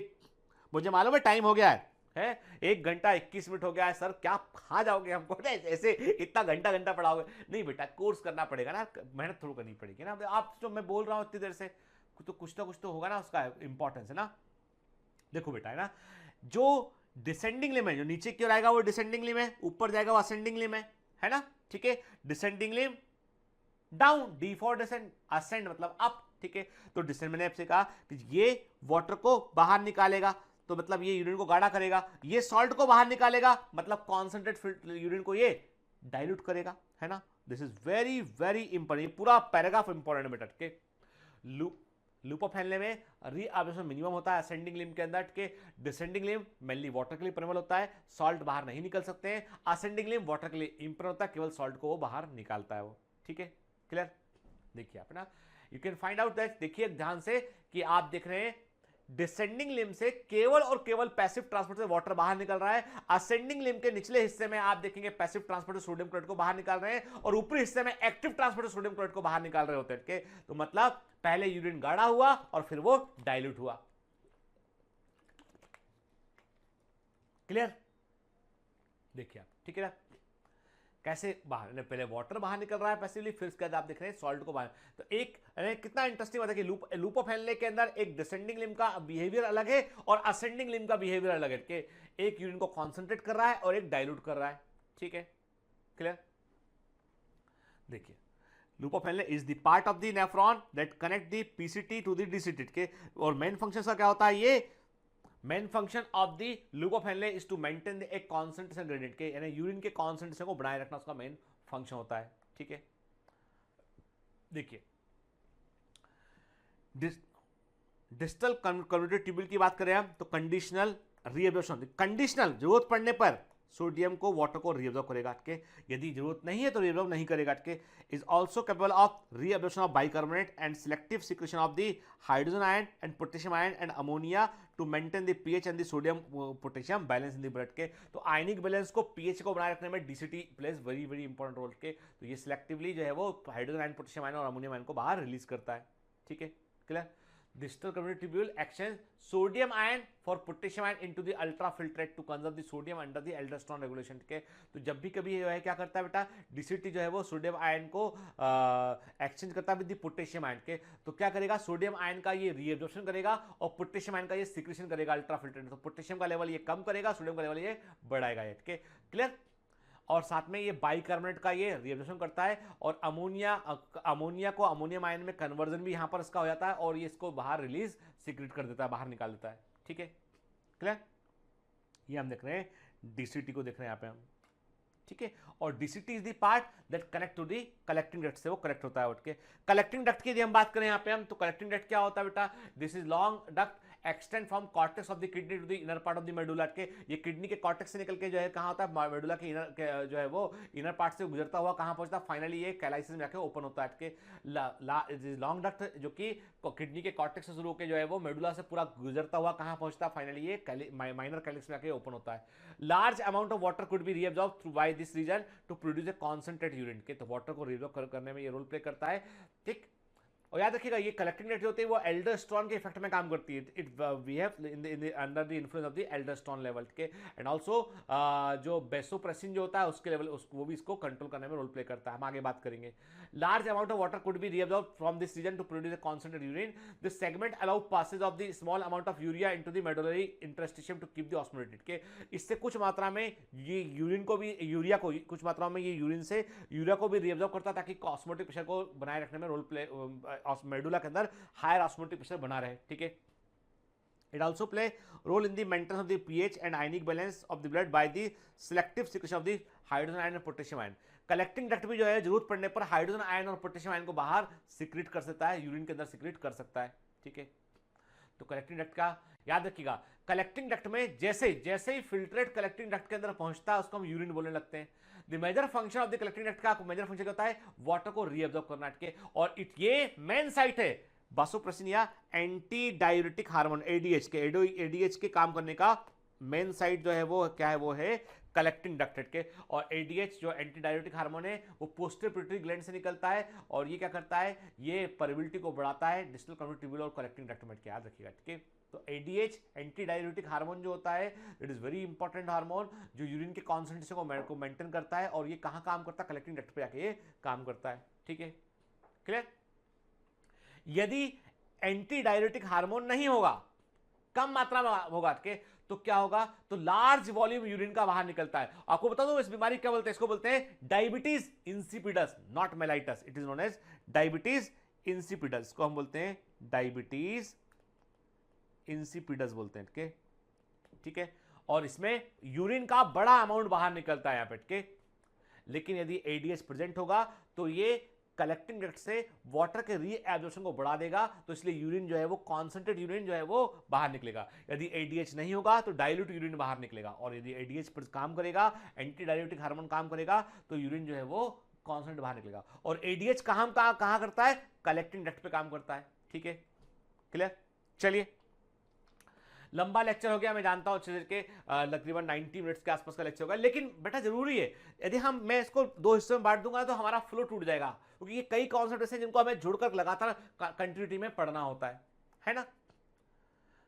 तो देखो बेटा, है ना, मैं आप इतना सोच लो, आप केवल एक जगह खड़े होकर 1.5 घंटे लगातार बोलना, ठीक है, पूरी एनर्जी के साथ बोलना, तो मतलब मैं भी एफर्ट कर रहा हूं तो मेरे बच्चे तो करेंगे ना, एफर्ट नहीं करेंगे क्या, बताओ। आप तो यंग हो, मुझसे ज़्यादा यंग हो, आपके टैलेंटेड हैं, आप बहुत अच्छा करेंगे, आपके पास तो बहुत स्काई इज द लिमिट, बहुत कुछ करने को आपको, के तो कमांडोज कभी भी जो है वो हार नहीं मानते, हमेशा अपने दिए गए टास्क को पूरा करते हैं, के। और कमांडो ट्रेनिंग का मतलब ये कि आपके टूटने की हद तक हमको मेहनत करनी है, कि जहां हमें लगे हम टूट जाएंगे वहां पर भी हमको एफर्ट करनी है, तभी जीत मिलेगी हमको। ऑल दी बेस्ट बेटा। चलिए बेटा, हम देखते हैं अब एक्सक्रीटरी सिस्टम पर, जो आपका एक्सक्रीटरी प्रोडक्ट अंडर एलिमिनेशन पे जो एमसीक्यूज है उनको हम देखेंगे। तो लेक्चर लंबा था, मुझे मालूम है, लेक्चर में जो है वो काफी एनर्जी आपका लगता है, तो मैं फिर कहता हूं आपसे, यदि आपको थोड़ा सा रिलैक्स चाहिए तो बेटा अभी ये जो एमसीक्यू वाला हिस्सा जो डिस्कस कर रहा हूं इसको अभी ऑफ कर दो, ठीक है। आप चले जाओ अपना दूसरा लेक्चर के लिए को देख लो, उसके बाद वाले को जो आने वाला, रिलीज होने वाला है। और आपको फिर क्या करना है, आपको फिर शाम को अगले दिन जब भी टाइम मिलता है तब ये एमसीक्यू वाला हिस्सा भी देख लीजिएगा, ठीक है ना। मैं तो खुद बोल रहा हूं ना आपसे कि मुझे आपके कंफर्ट की चिंता, लेकिन मुझे मेरा काम करने दो, है ना बेटा। चलो तो हम देखते हैं पहला क्वेश्चन आज का, ठीक है। क्वेश्चन नंबर 1, बताइए एक्सक्रीशन इन्वॉल्व्स प्रोसेस इन विच के, यानी उत्सर्जन में कौन सी प्रक्रियाएं शामिल होती है। अब देखो क्या लिखा उसमें, एक्सक्रीशन इन्वॉल्व प्रोसेस इन विच के, एक्सक्रीशन में, उत्सर्जन में वे प्रक्रियाएं इन्वॉल्व होती हैं जिनमें क्या होता है। देखो ऑप्शन को ध्यान से पढ़ो बेटा और बताओ आंसर क्या होना चाहिए इसका, ठीक है। और सारे बच्चों को बाद में बताना है कि आपने 10 में से कितने क्वेश्चन आपने सही किए, कि हम एमसीक्यू क्यों ले रहे हैं, ताकि मालूम चले हमें कि एग्जाम में कैसे पूछा जाता है। Harmful substances in the body are chemically change, नहीं बेटा, ठीक ना। एक्सक्रीशन में जो है वो हार्मफुल सब्सटेंस को हम बाहर निकालते हैं, उसको हम चेंज नहीं करते, बाहर निकालते हैं, ठीक है ना। चेंज करना वो लिवर का दूसरा काम है, ठीक है ना, clear. Substances of no further use and those present in excessive quantities are thrown out of the body, ये बिल्कुल सही बात है। जिन पदार्थों का कोई उपयोग नहीं है, जो एक्सेसिव क्वांटिटी में है, उनको हम बॉडी से बाहर निकालते हैं, चाहे वो सोडियम आयन हो, पोटेशियम आयन हो, कोई आयन को भी बाहर निकालते हैं, पढ़ा हुआ है हमने ऑलरेडी के। एक लेवल के बाद आपको बता दूं मैं कि ग्लूकोज, डायबिटीज में क्या होता है कि जब ग्लूकोज का ब्लड ग्लूकोज का लेवल 250 के ऊपर होता है ना, तो यूरिन से भी ग्लूकोज निकलने लगता है बाहर, एक्स्ट्रा जो कुछ भी एक्स्ट्रा है उसको यूरिन से बाहर निकाल दिया जाता है, ठीक है ना, क्लियर। तो ये बिल्कुल सही है। Harmful substances are stored in the cell before being eliminated, ये भी गलत है बेटा, ठीक है। Expulsion of urine from urinary bladder and sweat from the skin, ठीक है। तो एक्सक्रीशन में बेटा जो है यूरिन को एक्सपल्स करना जो है उसका एक स्टेप हो सकता है, परंतु ये उसकी मेन प्रोसेस का हिस्सा नहीं है। तो आंसर क्या होगा इसका? आंसर इसका बेटा भी। अब इसमें क्या होता है, इसमें you have to choose the best answer. आपको इसमें जो है वो बेस्ट आंसर को चूज करना है। बाकी आंसर भी नियर बाई करेक्ट है कहीं ना कहीं, लेकिन आपको इसमें से बेस्ट आंसर को चुनना है जो ज्यादा सही एप्रोप्रिएट आंसर है। तो समटाइम द क्वेश्चन, कई बार बेटा एग्जाम में ऐसे क्वेश्चन आते हैं जहां पर दिए गए ऑप्शन आपको एक से अधिक आंसर सही लग रहे होते हैं, पर आंसर तो एक ही हो सकता है। दैट इज द आंसर, याद रखिएगा। ठीक है, दूसरा क्वेश्चन आसान क्वेश्चन है, एकदम आसान क्वेश्चन है। Ammonia which is produced by metabolism is converted into, ammonia जो मेटाबॉलिज्म से प्रोड्यूस होती है उसे किसमें कन्वर्ट करते हैं? In the liver of mammals. अब बताओ क्या आना चाहिए? ए में क्या आना चाहिए? बताओ, फट से बताओ क्या आना चाहिए? मैमल्स लिखा है तो मैमल्स में लिवर के अंदर अमोनिया का परिवर्तन होता है यूरिया में। ठीक है, तो मतलब ये यूरिक एसिड आंसर गलत, ये भी गलत, ये भी गलत। ठीक है, आपको आंसर मिल गया। देखो ना बेटा, एकदम फंडा क्लियर, एकदम फंडा क्लियर है। आपने क्या किया? आपने देखा कि भाई मैमल्स में लिवर के अंदर अमोनिया का परिवर्तन यूरिया में होता है, बात ही खत्म हो गई। एक को आपने मैच किया, आपको आंसर डायरेक्ट मिल गया। ये एग्जाम का क्वेश्चन है, ये AIPMT का क्वेश्चन है बेटा। ठीक है, हम अभी इस समय प्रीवियस ईयर क्वेश्चन को ही लगा रहे हैं बेटा, कि हम प्रीवियस ईयर क्वेश्चंस को ही हम देख रहे हैं। अब चलो आगे देख लेते हैं। इसमें रिलीज इनटू ब्लड, कहां? लिवर से कहां गया ये यूरिया जो है वो? किस में आया बेटा? ये ब्लड में आया। ब्लड को फिल्टर किया गया और फिल्टर करके क्या किया? किडनी से उसको एक्सक्रीट किया गया। तो answer is urea, blood and excreted. ठीक है, ए फॉर ए जो है वो जो है क्या हो गया?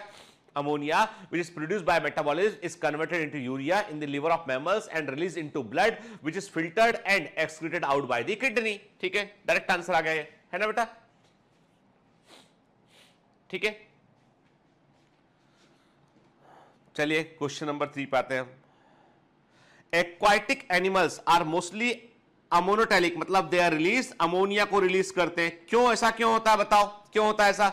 सिंपल सी बात है बेटा, अमोनिया इज टॉक्सिक और उसको रिलीज करने के लिए, उसके एक्सक्रीशन के लिए हमें लार्ज अमाउंट ऑफ वाटर की रिक्वायरमेंट होती है, और ये इन एनिमल्स को अवेलेबल होता है। मतलब जो मेंढक का टेडपोल होता है, जो मेंढक का टेडपोल होता है ना, वो भी अमोनोटैलिक होता है, और एडल्ट फ्रॉग जो होता है वो यूरियोटैलिक होता है। ठीक है, एडल्ट फ्रॉग यूरिया रिलीज करता है, टेडपोल जो होता है वो अमोनिया रिलीज करता है। क्योंकि अमोनिया के लिए को टॉक्सिक मटेरियल रिलीज करने के लिए आपको प्लेंटी फुल ऑफ वाटर की रिक्वायरमेंट होती है, जो एक्वाटिक एनिमल को अवेलेबल होता है। ठीक है, तो अलग से कोई स्पेसिफिक मैकेनिज्म की जरूरत ही नहीं है। तो आंसर आ गया इसका।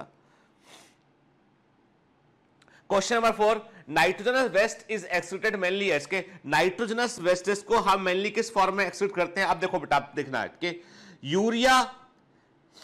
Urea in both frog and tadpole, मैंने कहा ना बेटा गलत है, ये टेडपोल में होता है ammonia.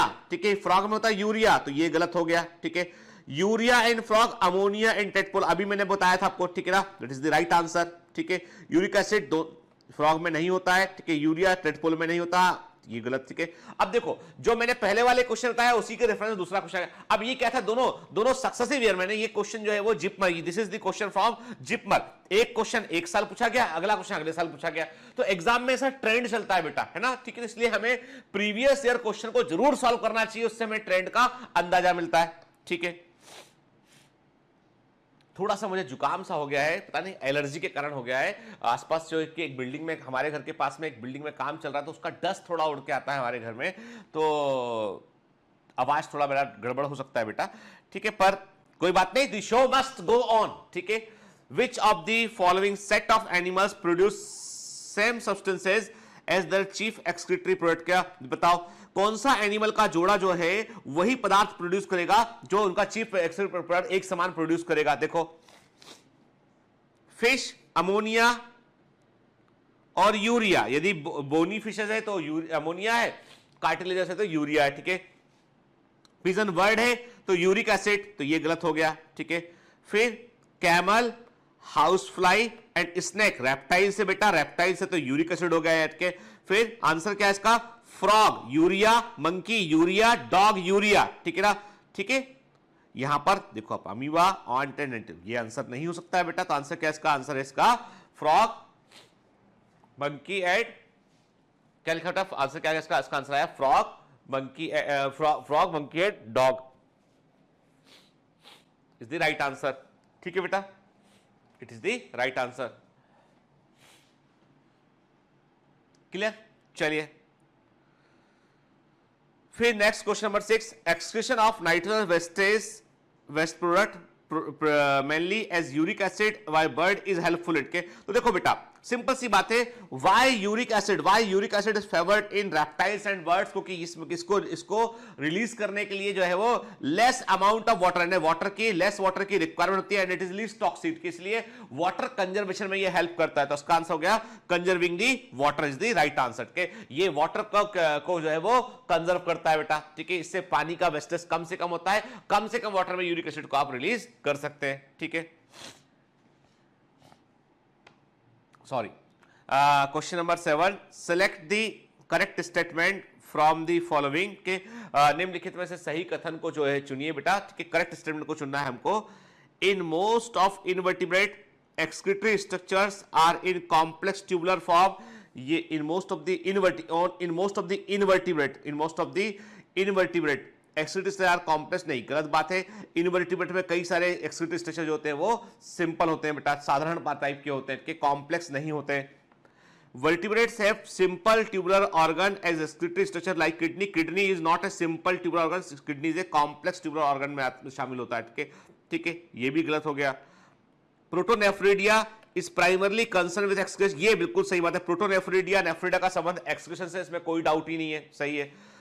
Protonephridia is an excretory structure of in rotifer, some annelida and cephalochordata, तो ये गलत है बेटा, यानी यहाँ पर जो है वो that is not the right, यानी कुछ जो है वो जो है जनरल, ये टैक्सोनॉमी वाला पॉइंट हो गया बेटा। तो यहाँ पर चूंकि नेफ्रिडिया, कुछ एनिलिडा में नेफ्रिडिया भी होता है बेटा, ठीक है। तो that is not correct। Protonephridia is the actually क्या है बेटा, जो फ्लेम सेल्स है वो प्रोटोनेफ्रिडिया के इक्विवेलेंट होती है। तो इसका आंसर क्या होगा, सही, यानी आपको करेक्ट स्टेटमेंट चुनना है। The answer is C is the correct answer, clear, ठीक है।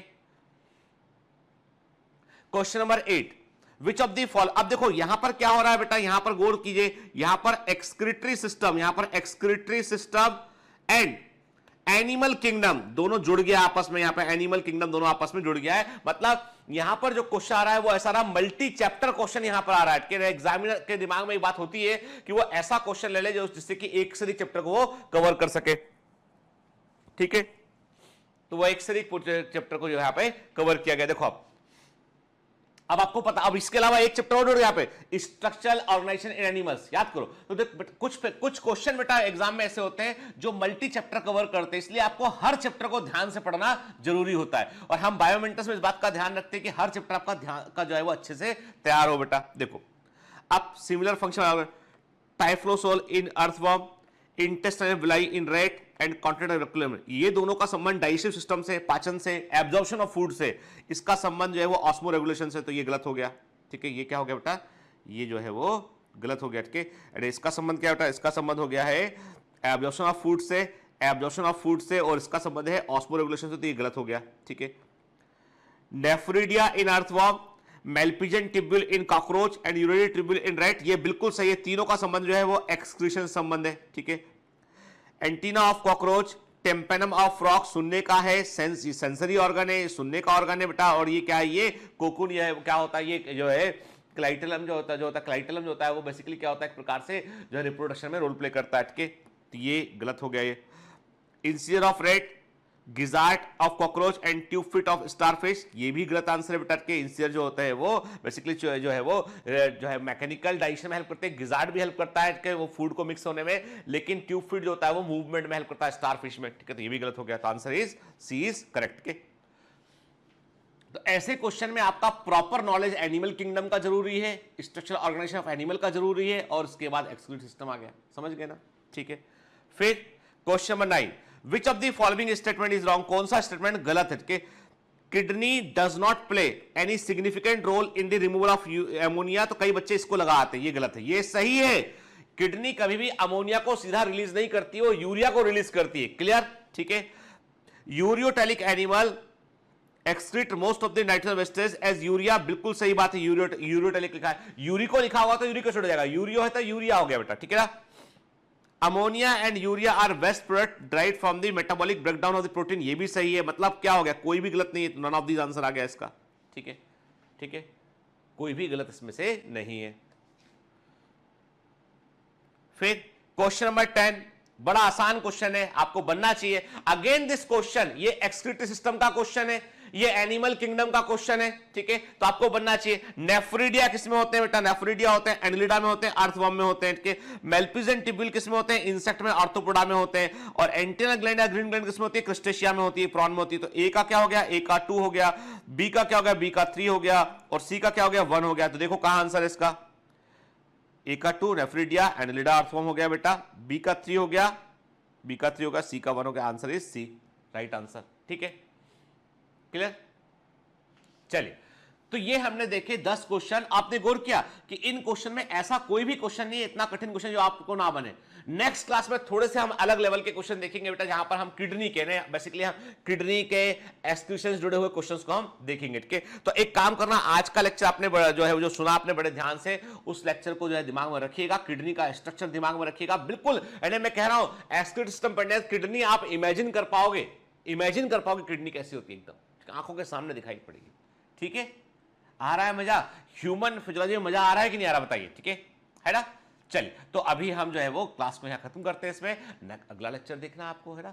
थोड़ा सा बेटा देखो लेंथ लेक्चर की लंबी होती है, तो मेरे को इस चीज के लिए मैं आपसे बोल रहा हूं ना कि आपकी असुविधा के लिए खेद है, लेकिन यह असुविधा जरूरी है, क्योंकि मरे बगैर तो स्वर्ग भी नहीं मिलता है, मरे बगैर तो स्वर्ग भी नहीं मिलता है, तो पढ़ना तो पड़ेगा। और मैं हमेशा एक बात कहता हूं बेटा, याद रखना, कभी कभी जी जलाने से जिंदगी रोशन हो जाती है। All the best.